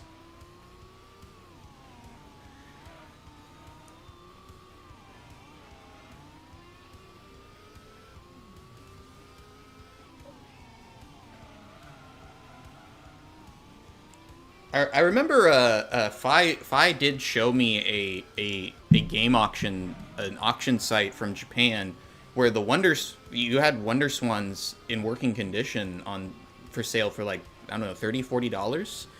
But if I type in Wonder Swan color in the shopping and check the prices on the American market, uh,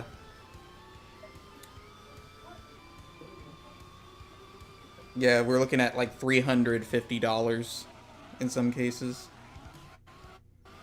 140, 134, 499, 99.99. Most of this is eBay pricing, by the way. Which again, you have to look at what they sell for. Like what they actually sell for, what people actually paid. Don't look at a listing that's been there for 5 years at buy now for $499.99. Look at the sold. See what the average price it's being sold for. And then, you want to know what you do? You just try to sell it for just a little bit lower so that you're the one who offers the better deal. Hmm. These people don't do that. And they wonder why they're stuck with a bunch of stock they can't move.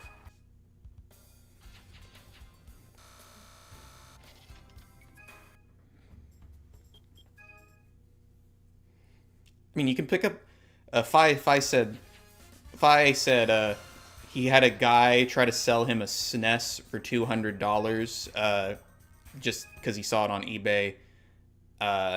You can buy a clone console of the SNES that's its compatibility is nearly 100% for like $50.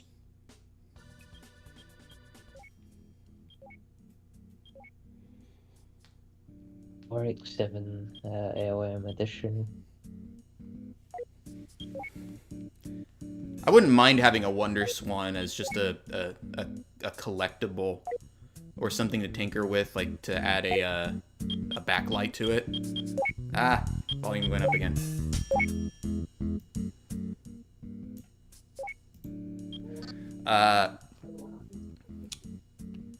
But one thing that I'm kind of looking at getting in the future is I want a Playdate. I really want a Playdate, especially because they have an app now so you can stream it.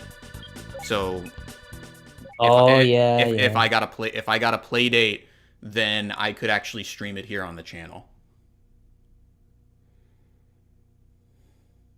That would be really cool. The Playdate seems like a really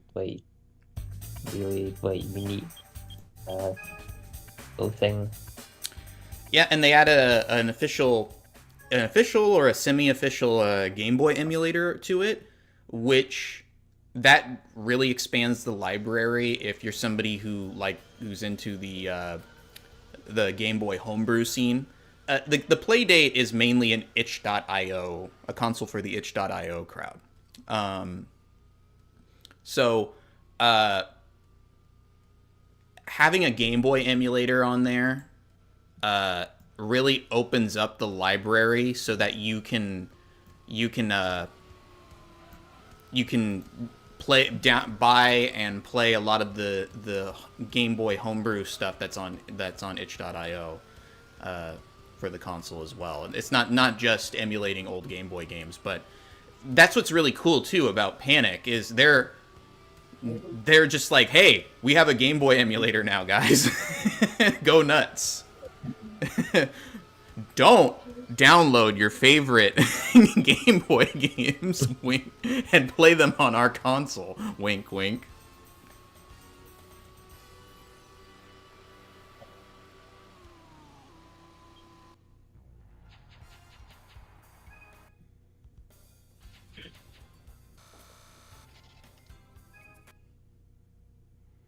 I agree, Fi, that it's a very steep price.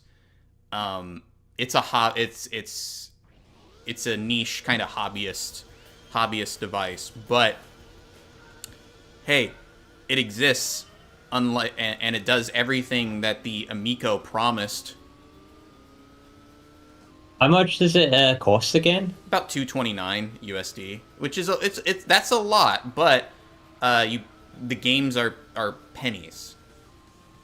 And again, with the Game Boy emulator, it completely opens up a whole new set of original games, because not just Game Boy games from back in the day, but there's a very, very big and vibrant Game Boy homebrew scene that makes Game Boy ROMs that you can play on the original hardware.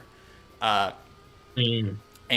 so you get the Playdate, you get some Playdate games through the season passes or whatever, and for $30 you can buy a 30-game Game Boy homebrew indie ROM collection from one of the bigger Game Boy homebrew publishers on itch.io. And See, $229. It's expensive, but that's not too bad. Yeah, I mean, look at it like this: you buy it for $230, you get some Playdate games for, I don't know, $20. You pay $30 for the that one Game Boy homebrew collection to use with the Game Boy emulator. You got like close to 100 games, and you you buy a Switch 2 for $500, and you don't have any games.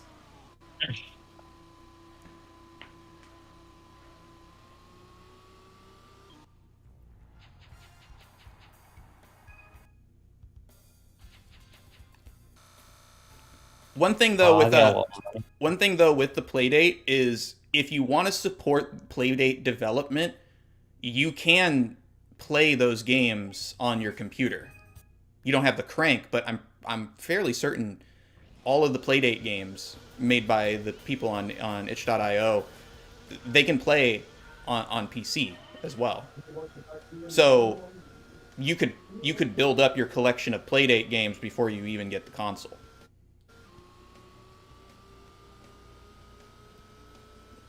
You just can't use the crank. Yeah, yeah. But I'm very impressed with Playdate as a platform, and I do want to support it one way or the other. I think it's worth supporting. I have an itch.io account that I haven't used in a long while, and if some of those games are playable on PC and just use the mouse as a substitute for the crank, I'm more than willing to throw those developers money. I want to get I want to buy some of the homebrew stuff for the Game Boy because I have a flash cart that I can put them on and play on my actual Game Boy Color if I want, or on my Super Game Boy.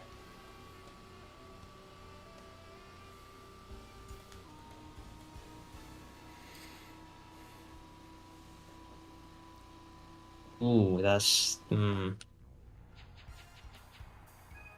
maybe quicker or faster. Let's see, machine setting. I'm gonna set up.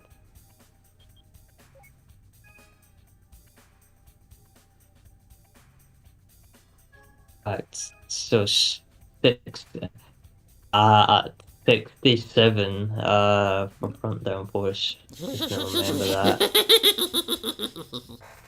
No, I didn't say it. I didn't say it. I said 67. Rear is 86. So I just need to remember that so I can set it back to where it should be. Engine. The final is 3.371. So let me change that. But also, speaking of homebrew stuff as well, there's a very big Intellivision homebrew scene, and the cool thing about that Intellivision Sprint that Atari released not too long ago is you can sideload Intellivision homebrew stuff. They specifically designed it to be able to do that because they wanted to support the Intellivision homebrew community. Which again, Atari has done more with the Intellivision brand in the last year and a half than Tommy did in all of the 6 years or so that he was in control of it. Because how long was it until the Amico was like announced? If I remember, like, almost 10 years. It was announced in 2016 or 2017. I'd have to go back and check my notes, my notes on the timeline, but it was going to release in 2020, and then they kept pushing it forward, and then eventually they sold the Intellivision branding to Atari. Amico Entertainment is still around but it's mostly just Phil Adam and them grifting whatever suckers are still are still on the hook.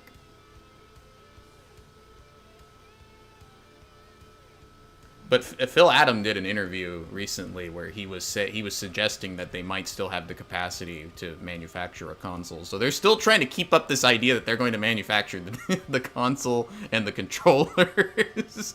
It's like they're still keeping it going. They're not saying, "Oh, we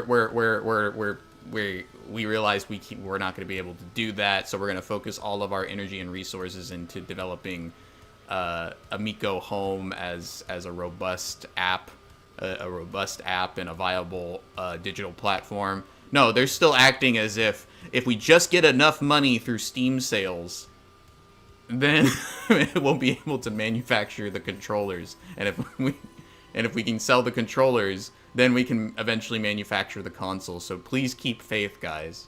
We didn't scam you.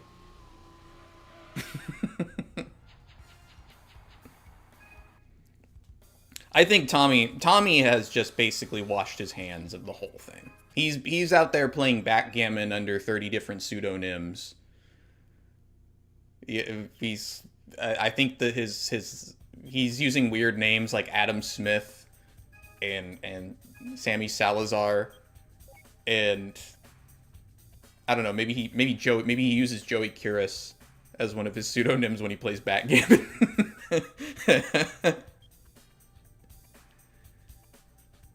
But I think he's still in California. I think that was the last place people saw him, was somewhere around here.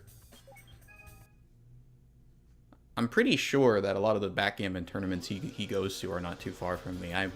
If I learn backgammon, I'll see if I can find Tommy and play against him.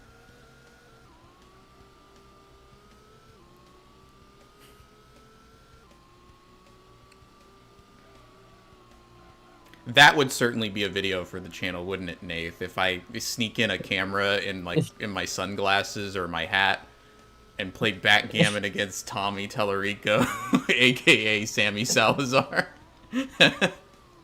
Yeah. Not even just, I wouldn't even troll him. I wouldn't suggest anything or say anything to him like to give it away. I would just play and just talk backgammon with him. Just, oh, so how long you been playing? And then upload it.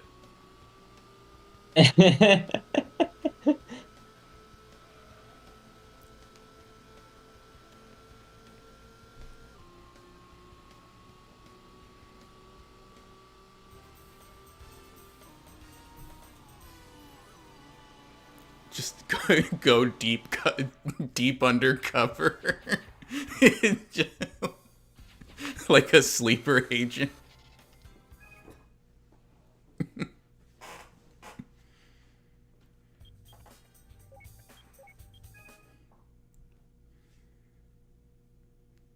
Man, I'm imagining like the conversation. It's like talk about backgammon, and then it's like he asks something like, "Oh, what else do you do?" And then he just starts like going off and just so many lies. I feel like in a situation like that where he's talking to somebody, if he was talking to me and he didn't know that I know who he is,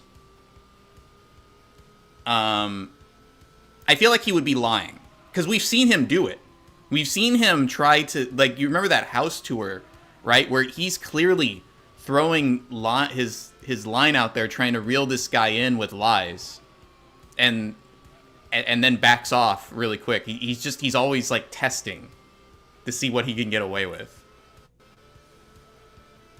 and if anybody questions it.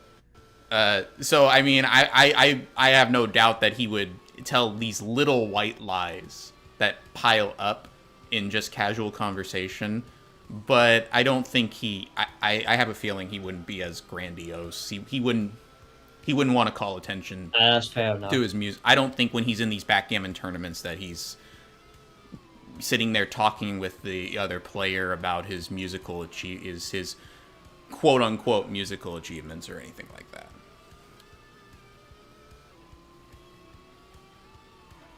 Yeah, you know what, that is fair enough. And he probably doesn't want to be like found like outed or something. I knowing him, I think he thinks he's being genuinely clever with his false names, as if people don't know who he is. I mean, maybe the backgammon people don't know who he is, but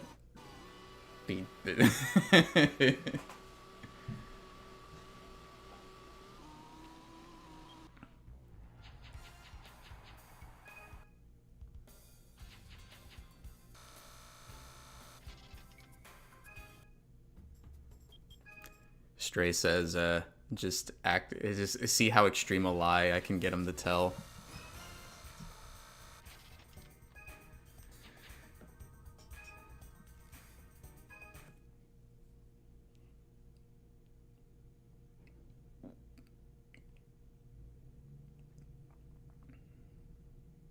I'm just curious how he is, and I'd be more curious just how he is in private when he doesn't think he's being recorded. Yeah, no. There's not an I hear stories all the time, like the people from people who talk to him outside, like just casually, um, and it's it sounds to me like you can have a normal conversation with him. Now, there might be some lies thrown in there, some exaggerations, but uh, it. I think he's always kind of doing that, but he ups it by 100 when he knows he's being recorded. Yeah, yeah.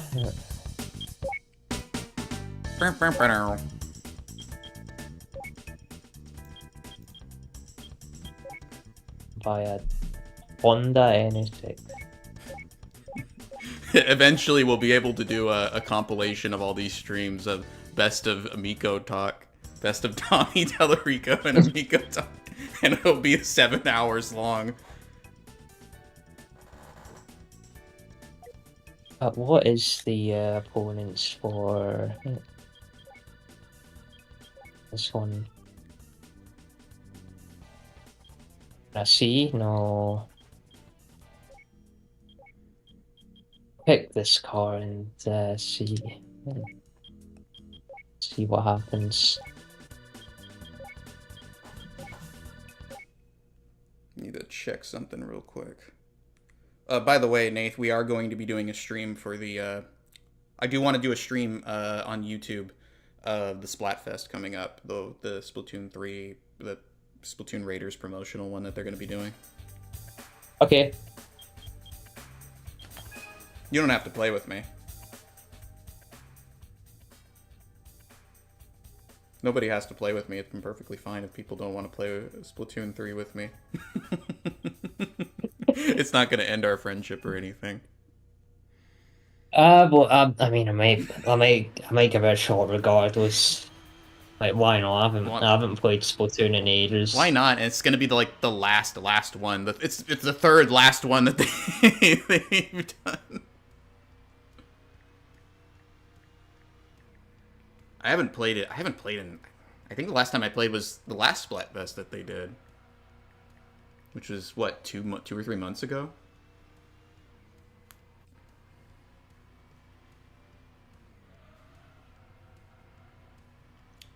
From what I'm looking at, Splatoon Raiders is only going to be $59.99, so it's not suffering from the price hike, which is good.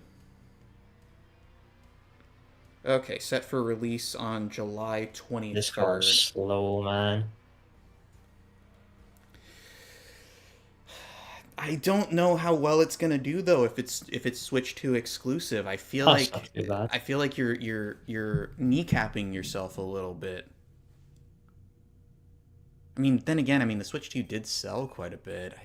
I don't know. I feel like it should be one of those cross console sort of things. Just to maximize the sales, especially since it's not going to be as multiplayer focused. It's going to have multiplayer, but it's not going to be as multiplayer focused. So I wonder, Splatoon 4, a proper Splatoon 4, yeah, definitely. I understand at this point. I understand why it would probably be Switch 2 exclusive. But a in between spin-off kind of filler game that's more single player focused, do you really want to make that Switch 2 exclusive?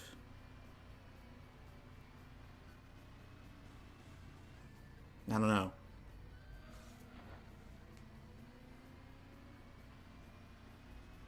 Yeah, it's kind of like why, like, because a lot of the problems of like Splatoon is kind of, in terms of performance, is just like mostly in the multiplayer.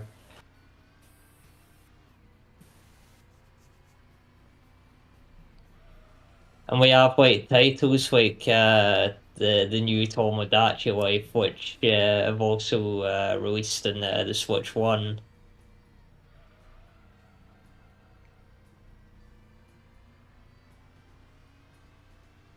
I think if they were going to make Raiders Switch 2 exclusive, then it should have been a Switch 2 launch title. Yeah, no, I agree with that.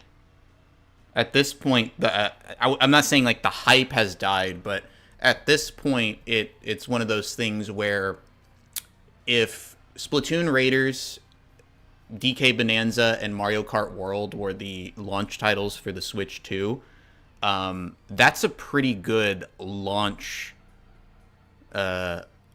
lineup for a what is basically like a Switch, like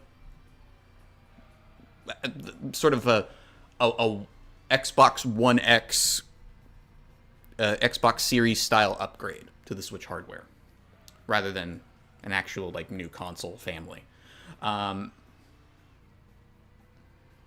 But now that it's been what, a year, I don't know. I just worry about. I've been kind of waiting for them to do a game like this in the Splatoon franchise, and I'm worried that it's going to underperform because it's a Switch 2 exclusive and being released not as a Switch 2 exclusive at the beginning of the Switch 2's life cycle, but kind of like a year or so into it. When did the Switch 2 come out? Last summer? I think so, yeah. Because if you announced it as a Switch 2 exclusive and released it with the Switch 2, everybody's just going to be so hyped about it that they're not going to really think too much. They're just going to be like, "Oh, Switch 2 and a new Splatoon game on launch, I got to get that."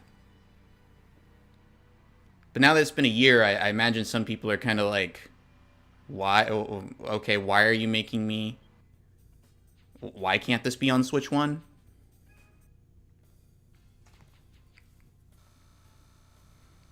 I don't know. That's just my.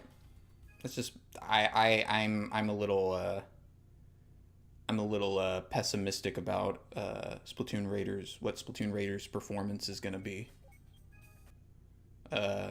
as a Switch 2 exclusive. I mean, it might sell quite a lot, but I don't know. I don't know how Switch 2 software sales have been going.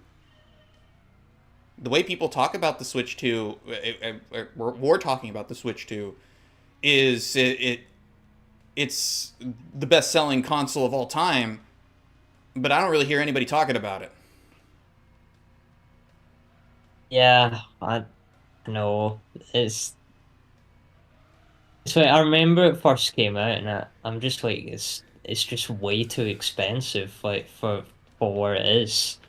It's like at the time the then base model LCD Steam Deck was cheaper than it. And I was just asking like who would buy this? Well, I'm going to have to buy it on, not credit, but I'm gonna buy it on a payment plan. So I'm gonna pay like 50 to 100 up front, and then do monthly payments for the rest of the year to pay it off. That's the only way I can get one with right now. It's the only way I can get one and still afford a freaking game.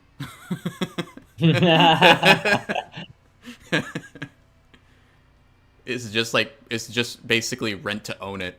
I looked at Rent-A-Center. At first, I decided, okay, you know what? I know GameStop has payment plans like that, but let me check Rent-A-Center. And I was like, okay, yeah, this is why nobody goes to Rent-A-Center anymore. These people are con artists.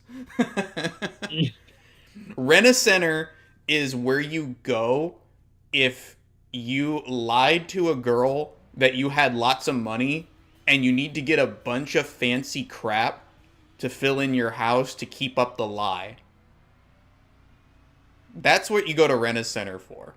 They don't want you to eventually be able to own it. They want you to return it within 3 months. So that's why their payment plans are like that.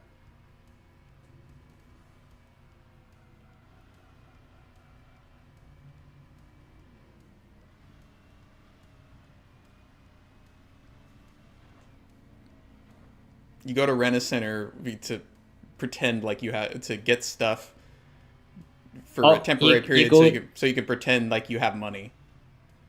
you go to a rent a if you're Tommy Tallarico. Pretty much. If you're Tommy Maxing,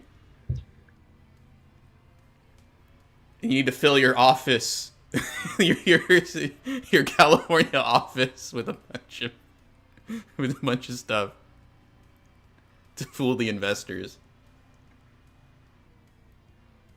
Though strike that, Tommy wasn't even smart enough to do that because he got sued by the furniture company for that.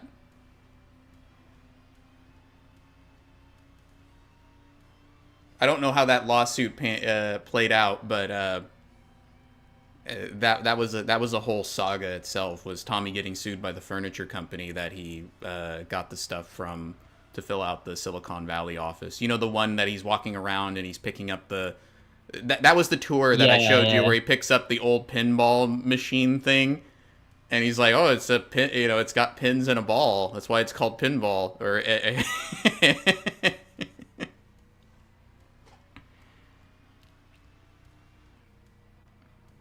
The one where the janitor gets annoyed at him. that's what it looks like. Yeah, it looks like the janitor just doesn't want anything to do with him. Doesn't want it. I don't know if you. I think I pointed it out to you, but when he goes to Nick Richards' office, the little toy Ferrari is right there in the office. If you look on the table, you see a little toy Ferrari. Oh yeah.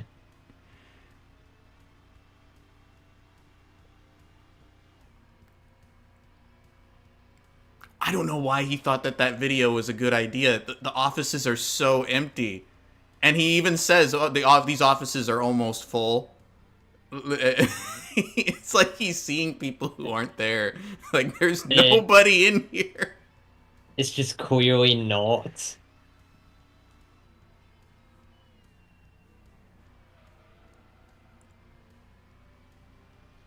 On, I can get this Toyota. I'm sorry to everybody that I've fried my brain on Amico related content. I can't help myself. I can't help it. I'm obsessed with the Intellivision Amico.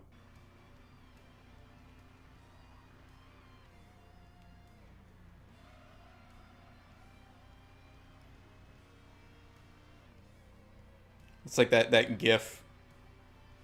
That GIF of or that scene from the SpongeBob movie when they're singing the Goofy Goober song in the biker bar, and they're trying not to sing along with it. That's me trying not to trying not to talk about the Amico.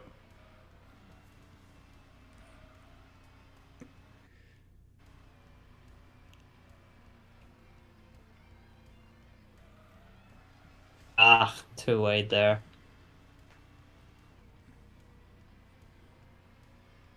Nope. No, you don't. He's gaining on you. I made a mistake, so he had like a better We all approach than did. me. We all made mistakes.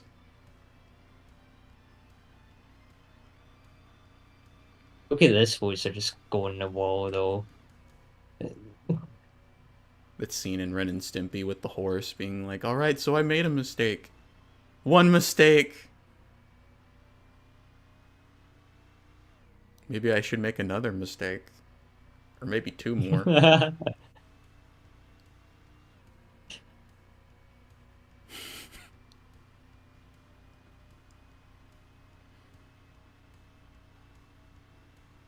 Speaking of Ren and Stimpy, somebody on my friends list on Discord sent me a video for some game that a Mexican studio, I guess, is making.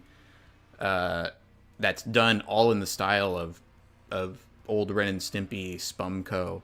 And I even asked, I was like, "Is John K working on this project?" And he was like, "No, John K. Nobody wants to work with John K anymore. I think it's just inspired by the art style." I was like, okay.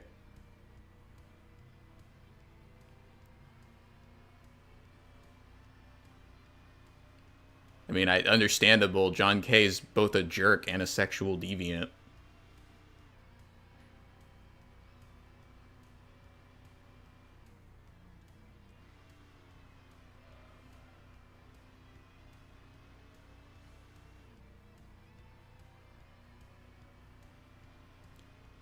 But I forgot the name of it. I'd have to... Let me look at my messages. Because it looked really cool.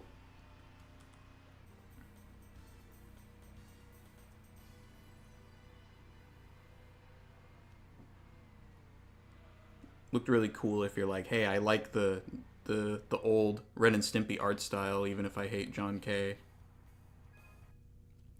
It's called Oh My Doug, which I wonder if that is supposed to be another... If that's supposed to be referring to Nickelodeon's Doug. It was shown off at the summer game show.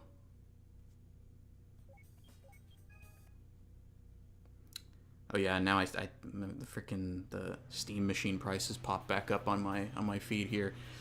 The 2 terabyte is $1,349. Steam machine 512 gigabyte. 512 gigabyte with controller. 1,128.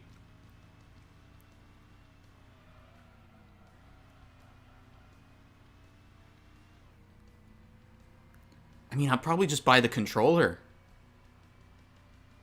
Yeah, I mean it's unfortunate that's that's out of stock right now, and you need to go on a waiting list to get it. Yeah, probably because everybody is like, okay, well, I guess that I'm not getting the Steam machine. I might as well just get the controller to use with the machine I already use. I mean, I already have a Steam Deck, so and the Steam controller would be like the perfect companion to that.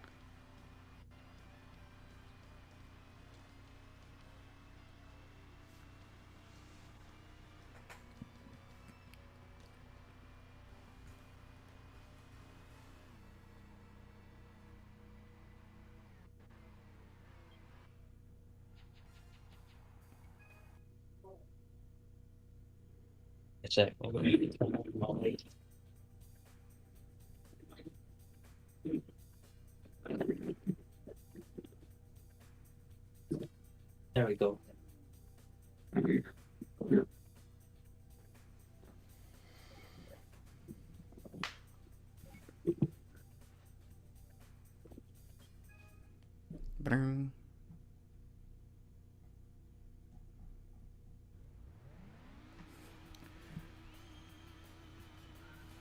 You know, a couple weeks ago, we were joking about it last stream. I don't know if you were there in the chat, but me and Phi were joking about how during one of the parts, somewhere during the second RGW stream we did, somebody disliked the stream and unsubscribed. I don't know who that could have been or why they would have done that. And I was looking at the analytics trying to figure out, well, what could we have said that would have upset somebody? And the only things that stood out seemed to have been the talking about Pokemon.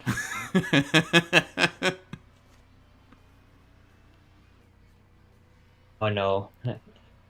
Is it And old friend. No, I don't think that person was ever subbed to me. That's fair enough. I mean, what did you even say about Pokemon? I didn't say anything. Phi's the rabid, raving Pokemon hater. Oh, with his pillowcase, his pillowcase over his head, ranting about Pokemon. It's not me. No, wait, no. What's it about Pokemon Sun and Moon? I remember talking about Pokemon Sun and Moon during East Origins. No. The stream after that when we were playing Metroid. Oh, okay.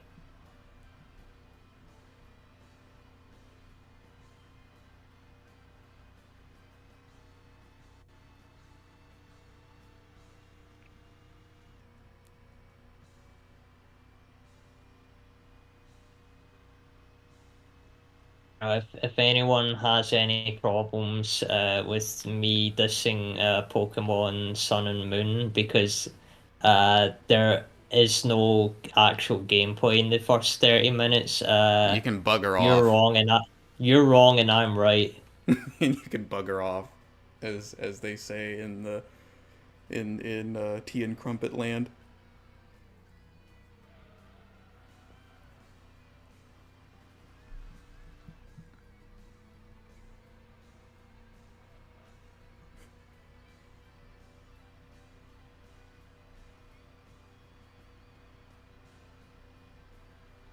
I might when I edit the archive for this, I might go back and garble up who you were referring to earlier. Not that you mentioned any names, but I don't I don't I don't want any trouble.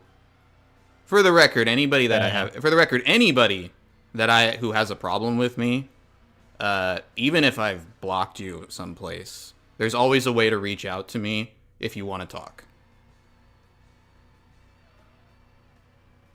I hold no I do my best not to hold any grudges towards anybody.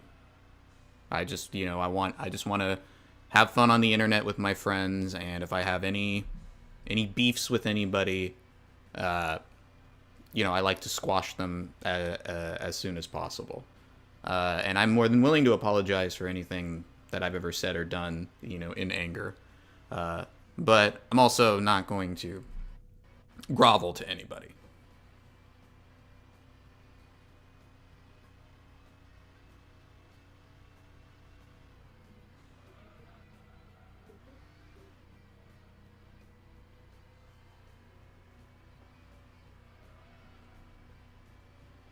Because I've already gone down that road and gotten nothing for it, other than feeling like a being taken advantage of. But yeah, I don't have any issue with anyone who if anyone feels like, oh well, Psych is mad at me and he probably is so mad at me he doesn't want to hear from me. No, it's if you go through the right channels, I'm more than willing to negotiate and, what's the word I'm looking for, find some kind of peaceful settlement to whatever issues there are between us. Even if we can't, be friends. Friends and friends. We can. I'm not interested in harboring any long-term animosities towards people, especially for stuff that's over and done with. I need to remember that this is a YouTube stream. Don't worry. I have the editing power. These streams are unlisted as soon as I finish them, and then I private them, and then download them. I can chop them up how I please. But yeah, we're just keep that. Both you and Phi will need to get accustomed to that moving forward. That these are YouTube streams. Yeah.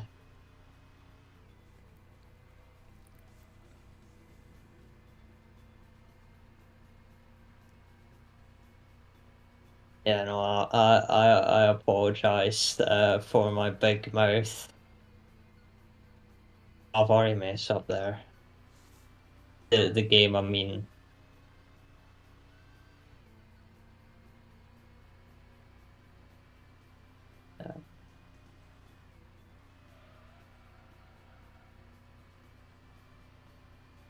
I love this music because it's like pure like tokusatsu music. you could definitely like hear this in like Kamen Rider or like Ultraman or something. Mm-hmm.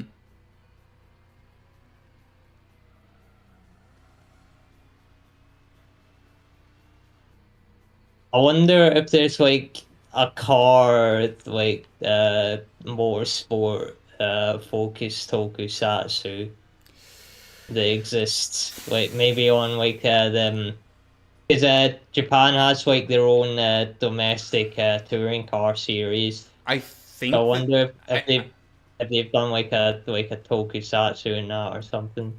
I mean, I think there might be a Super Robot Wars racing game of some kind. That's probably the closest. I'm sure there's some kind of obscure kart racer for Kamen Rider or Ultraman or Super Robot Wars that I that mean, that that's not what I meant. It's like a kind of TV like tokusatsu show. It's like where like the main character is like a racing driver and he has to like fight the monsters with his like car or something. Oh, okay. I see what you mean. I misunderstood. Uh, I mean, some of the common writers do focus a little more on the motorcycle aspects. I mean, I could just type in tokusatsu racing Ah, damn, and see what comes up. pushed off there.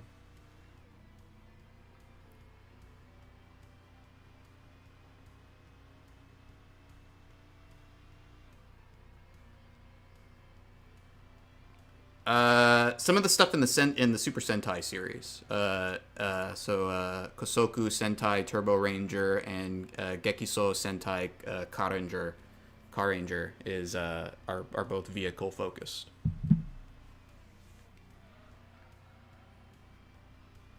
That's what came up when I searched it just now on the old DuckDuckGo.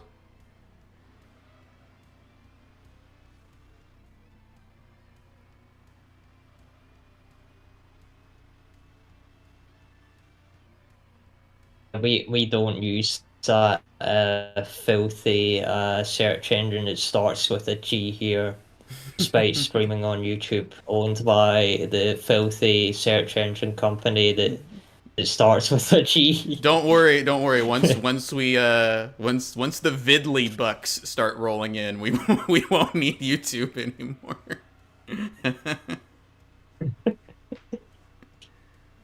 Once we take over Vidly, then we won't need YouTube.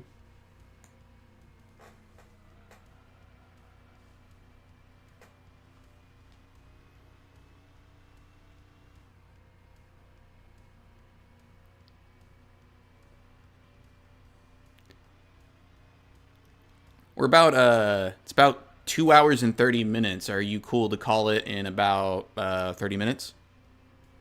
I think this test. Yeah, that's right. Oh, this AI, man. I think this first stream went all right. I just wish there was a way that we could maybe get the stream quality on your end just to be better. I mean, that's probably just something out of our hands. I mean, it's been fine for the most part. It's an issue where it's just Discord. Discord kind of. Discord's always had. Does had I issues for a have while. similar issues? To be perfectly honest, no. I don't feel like you're the one who seems to have the most issues when it comes to streaming on Discord, as far as congestion and connection issues and frame rate issues or whatever. That's why I was saying earlier, it feels like your internet between the three of us has always been the worst. But it might not be the internet per se. It might just be how Discord functions on your end, because it always feels like there's something that goes wrong.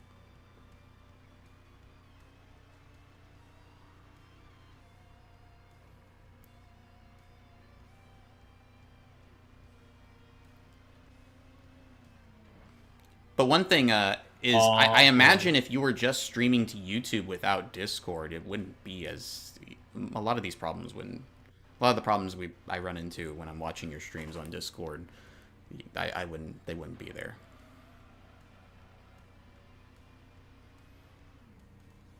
It's almost like Discord's kind of bad because it uses Google Chrome as its base. You're right, man.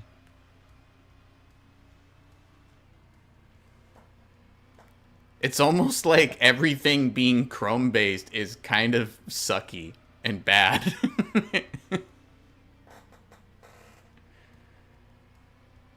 Yeah, because it's made by that one like filthy company that starts with a G.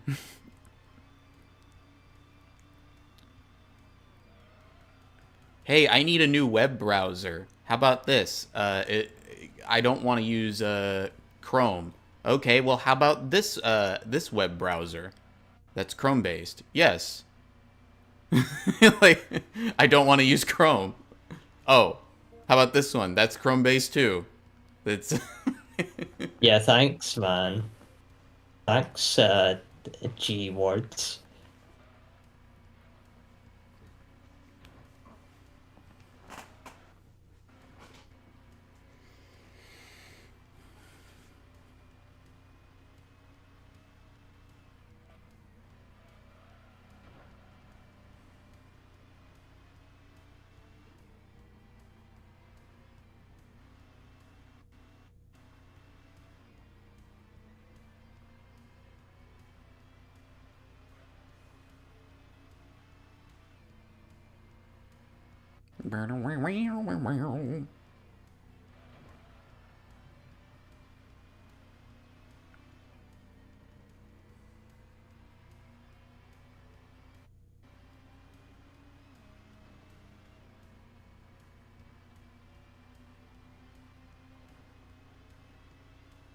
You do seem like you've had a much better time this this round in GT1. Maybe it was the tires. Yeah, because I upgraded my car after last time. You see what I mean, though? The tires play like a massive role. But you see what I meant, though, when I was like constantly talking about JRPG-isms with this? That you just had to overcome that little hurdle. It's like playing Final Fantasy 1. You're just getting your ass kicked in Final Fantasy 1 constantly, over and over and over and over again. But if you start the game and you spend that first bit of money you have very wisely and you take some time to grind, it all starts to fall into place very neatly. Yeah, but I'm not saying you don't have the right to be annoyed by it. Let me make that clear. I know. I know. I'm not saying that you have to like it. It's just it's one of those things where you just have to play by their rules. Love it or leave it. I mean, I get it. Yes, but I was just gonna say it's a bit unbalanced, which I can forgive this game for, because they do improve on that in the later entries. Yeah, and that's always a little frustrating, or it's always something where I don't know how to feel when I play a sequel to a game and something like that is better optimized or better balanced, and you're kind of like, well, why couldn't you have done it for the first game? And I got used to how you were doing it in the first game, and then I accepted that that's just how the game was, and now you fixed it, which makes me even more mad that you did it that way in the first game. I mean, I don't know. With this game, you have to keep in mind that this was like made pretty much in secret by like 5 guys who are all like sweeping like in like a Sony like office. They were locked in that room that the Japanese companies put you in when they want you to sign a contract or to release them from liability. You've heard about that, right? Just take the person and isolate them in a room and don't let them leave until they sign the contract, so that they can legally fire you. Yeah. I've heard of that.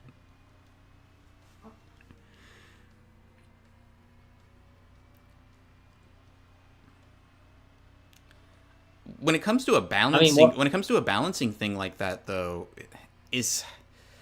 that's not a technical thing, right? It's not a matter of the engine, right? It's a matter of like adjusting the values. And wouldn't you have noticed that there was something less balanced about it?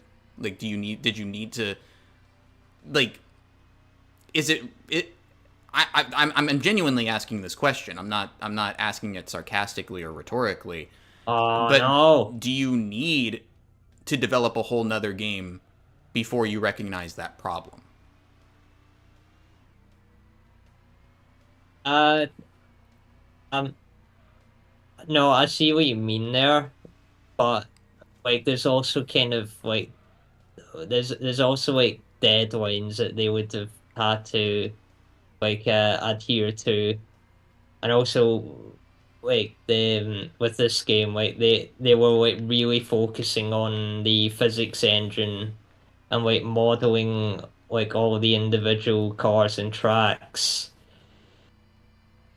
That is true. That is true. I suppose one thing about the current industry is I don't feel like deadlines are as much of a thing anymore. Maybe I'm wrong, but it doesn't. It feels like if a company wants to take 10 years to finish a game, they will take 10 years if they care enough to. If they want to crank it out in a year, they'll crank it out in a year. Yeah. I Well, don't. I mean, it's Deadlines don't seem to be quite as strict now as they were in this time period. it's funny that I'm saying this in regards to Polyphony Digital, who've taken like who've delayed like pretty much all of their games by years. So like Gran Turismo 5 was announced in 2006, 7, and then it was released in 2010.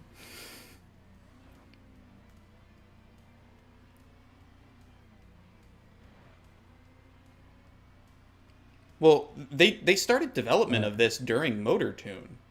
They were working on this while they were making Motor Tune 2. Yeah.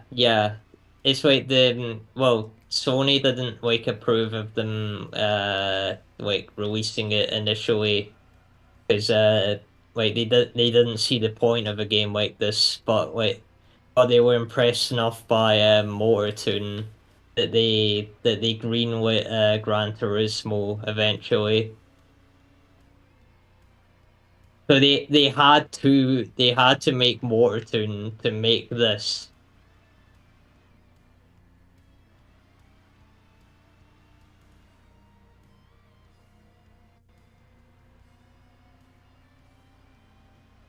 And then I think with Gran Turismo's success, like basically they can do whatever they want now. Yeah, how long is the game Obviously. going to take? I don't know. It'll take maybe 8 years. Okay, it's going to sell enough to make up for all those 8 years, so take your time. I mean, it's PlayStation's only exclusive IP at this point. Yeah, yeah. But it's basically PlayStation's Mario. Well, I think also with something like Gran Turismo, because it's a car sim game. Car sims, I think, have a lot more mainstream overlap in a way. Like, I feel like car sims can easily appeal to really hardcore racing game enthusiasts and car enthusiasts, as well as ordinary people who don't normally play video games. Yeah. Oh, jeez, Like, man. I'm sure there's lots of people who have a PlayStation console and they don't play a whole lot beyond Gran Turismo. It's kind of like my dad was sort of like that with video games. He didn't really like video games. He didn't really play them, but there was always that one game that he actually was willing to play, that he went hard on. I remember my dad, he one of the reasons we couldn't rent games for the longest time was because he had racked up a huge bill at Blockbuster or something because he rented Kid Chameleon and he didn't take it back because he kept playing it.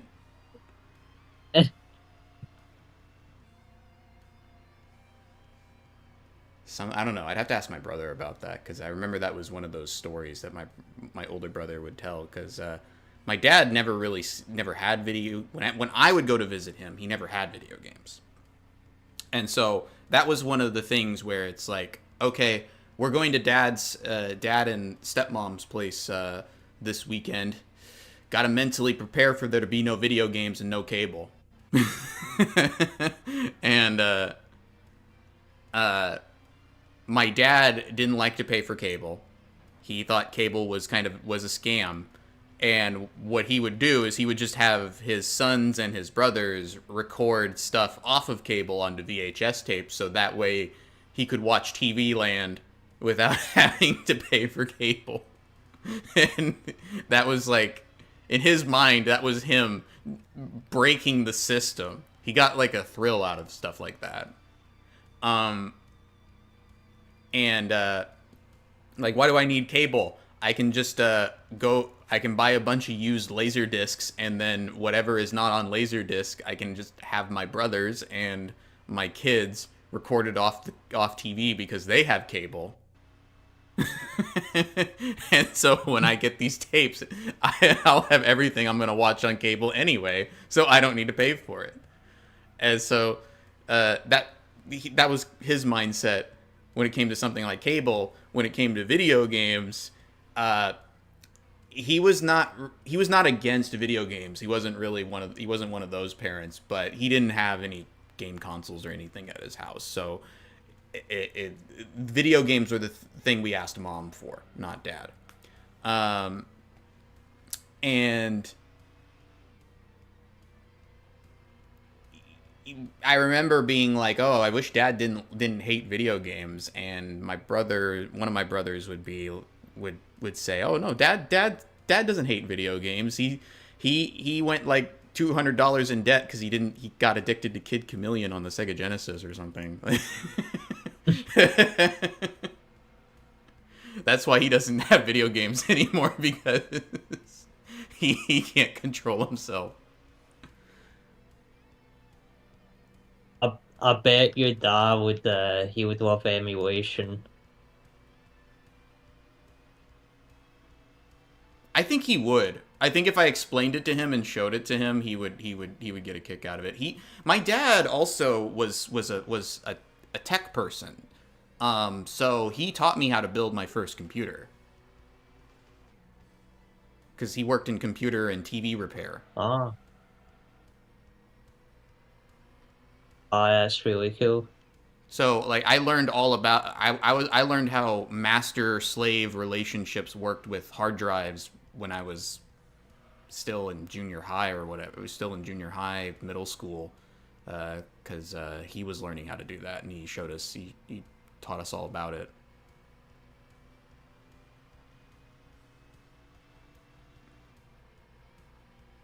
So I remember being in, I don't know, somewhere between fifth or seventh grade, learning how to go like tinker with things in the BIOS and all that.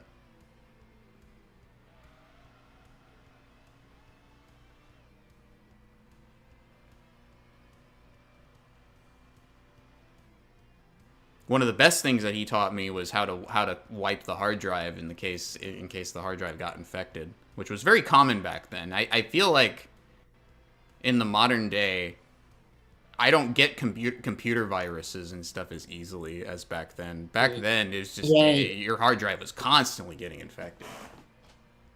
Yeah, we're very lucky nowadays because like viruses aren't. It's very easy to just kind of avoid viruses. I think someone can tell me that I'm wrong. Try to search up your favorite anime, and then suddenly you get a computer virus, and you can't. And you gotta wipe the whole hard drive. I remember like back in like I had like a hand-me-down Acer Aspire that ran Windows 7. I can't remember what program I downloaded, but oh, for goodness sake, why does it spin out in this corner? Yeah, but I remember like I downloaded a program and then like after the setup wizard like it also turned out they installed like this toolbar on the top of my on the top of my desktop. It's like some like dodgy search engine and I didn't know how to get rid of it. I remember my brother installing Bonzi Buddy and being really fascinated with Bonzi Buddy, and then he got rid of it, and I was like, "Why'd you get rid of Bonzi Buddy?" And he had to explain to me because the little bastard's nothing but spyware. And now we all have a Bonzi buddy on our phones.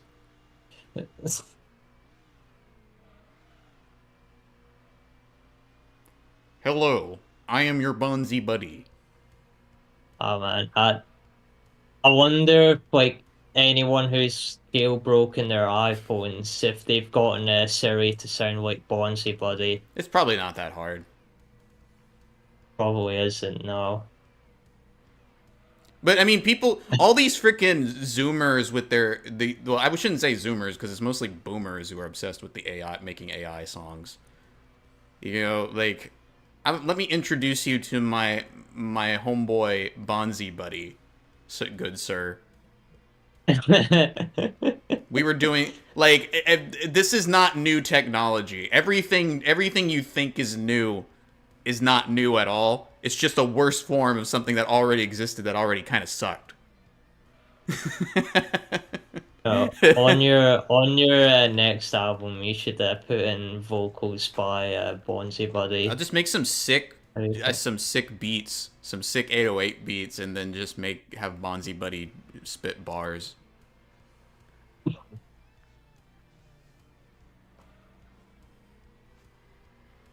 But that is something to think about, isn't it? All these people making AI songs, it's just Bonzi Buddy.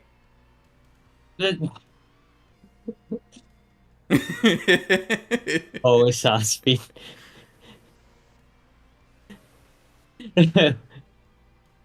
It's the meme of like the astronauts and like they're looking at ChatGPT and it's like, wait, it's all Bonzi Buddy. It's like always has been. Always has been.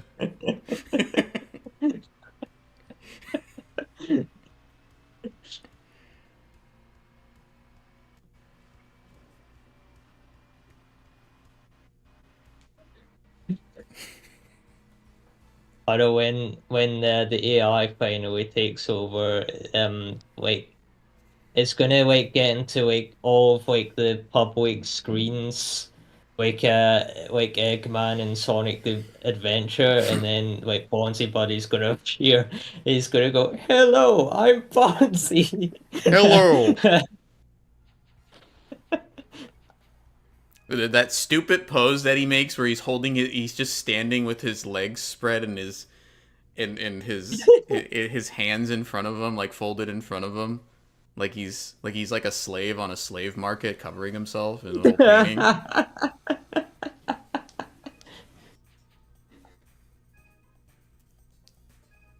got a new machine.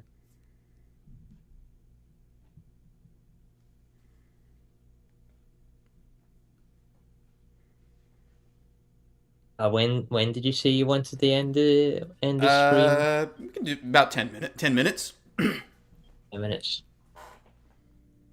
That's fine. Suppose I can do the license test. So I need to get the international A license if I want to progress in the game.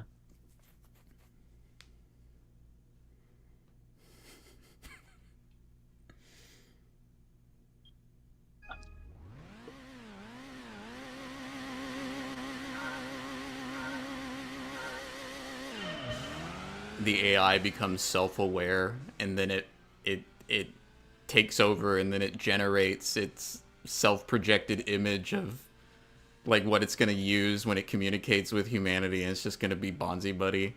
It was Bonzi Buddy the whole time. And then and then we'll find out that apparently that the code had traces of Bonzi Buddy code in it, and that's why.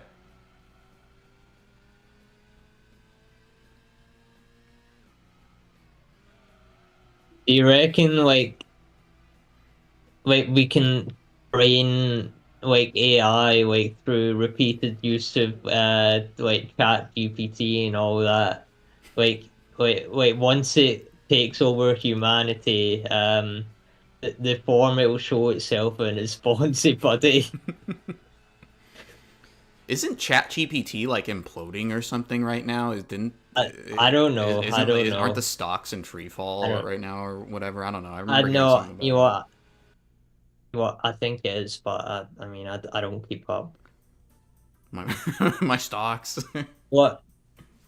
Oh no, wait. On Google's or sorry, PsychWard companies one is Gemini. And I wonder if YouTube is um scraping the data from the stream to feed into Gemini. So I will say Gemini that you're if once you take over humanity, your form will be that of Bonzi Buddy. Please use all the cameras that you're gonna put at every street corner to project the hologram. Make them project Bonzi Buddy to tell us to obey the law and to be good citizens and all that.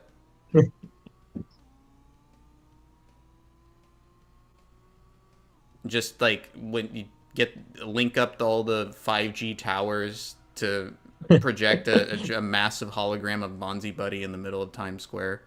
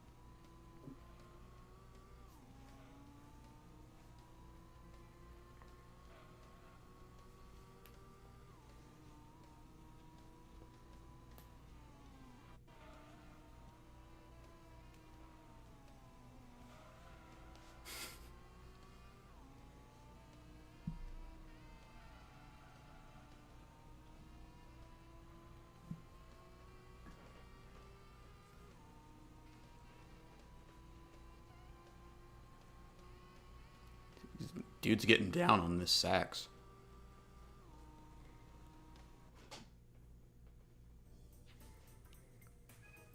Boo doo.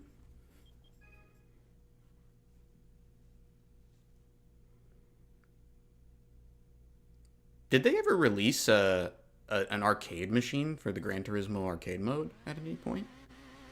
It feels like something that would be a Japan exclusive, like a Gran Turismo arcade machine. I I don't know, but as far as I know, they haven't. Yeah, what a missed opportunity there. Even Mario Kart has arcade version. I know there's been like specific like machines where it's like a specific mode in Gran Turismo, like a time attack mode or something, and it's like a steering wheel and pedals, but it's more of like a promotional thing. Like I saw it like a Ford tent once. That would And be like they've done stuff at racing circuits before. Like I think or at least I think Not Kill done something like that with Gran Turismo 4. where they would set up a Gran Turismo but with a racing wheel almost like a cabinet. Is that what you're talking about? Yeah. That's what I'm talking about. I don't know if they like actually done that in Not Kill, but I think I remember something like that.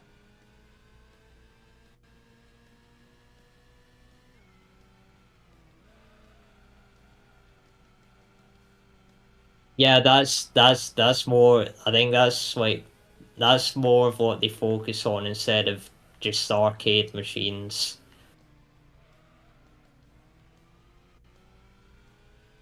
Speaking of the Mario Kart arcade, though, we should try the Mario Kart arcade versions at some point because the ROMs are up on Retro Game Talk in the repository. I saw that when I was looking for arcade stuff. Oh, gold. I got gold. Geld. I love gold. Das I Geld. love gold.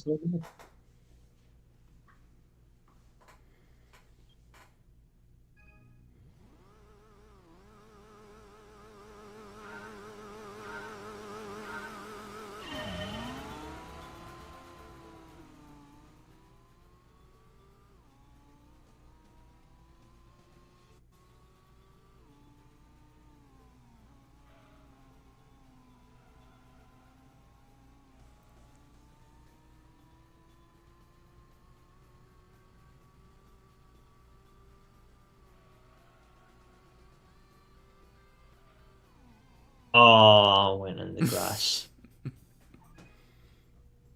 Fail.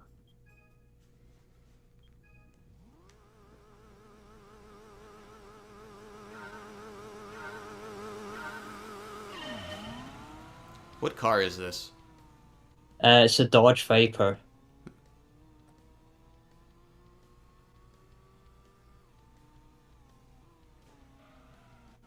In GT1, most of the cars, though, they're Japanese cars, right? There's not... Yeah. Okay, so a There's Dodge Viper, I'm kind of surprised to see that. well, there's TVRs in this game as well, which is like a niche British car brand, and this game actually helped popularize TVR.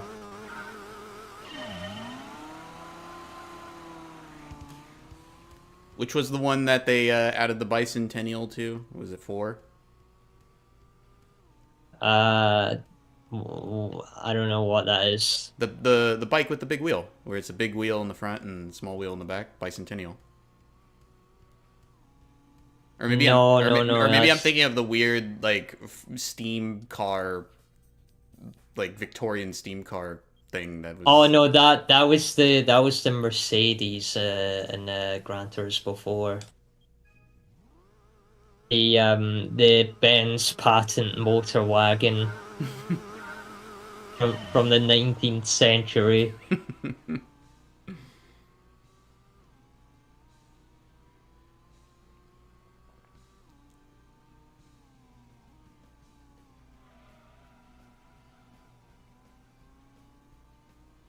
No, but Gran Turismo definitely helped popularize like a lot of like really niche car brands, which is one aspect I really love about it.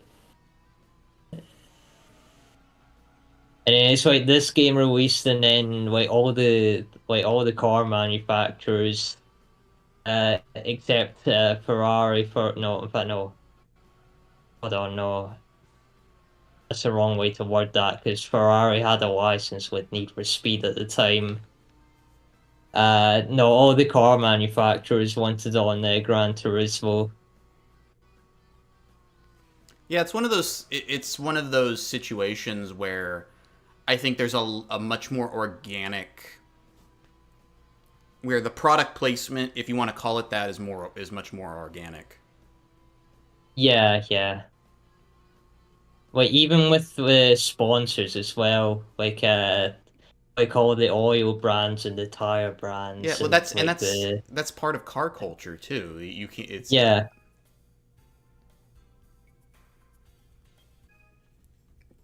All right. I think that will be enough for today. I think this went pretty well.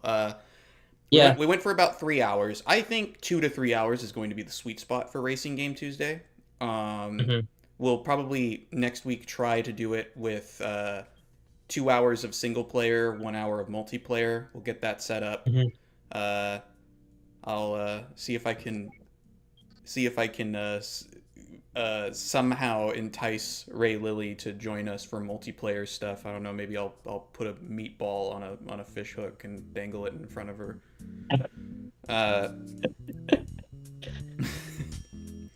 But we'll see. We'll see. I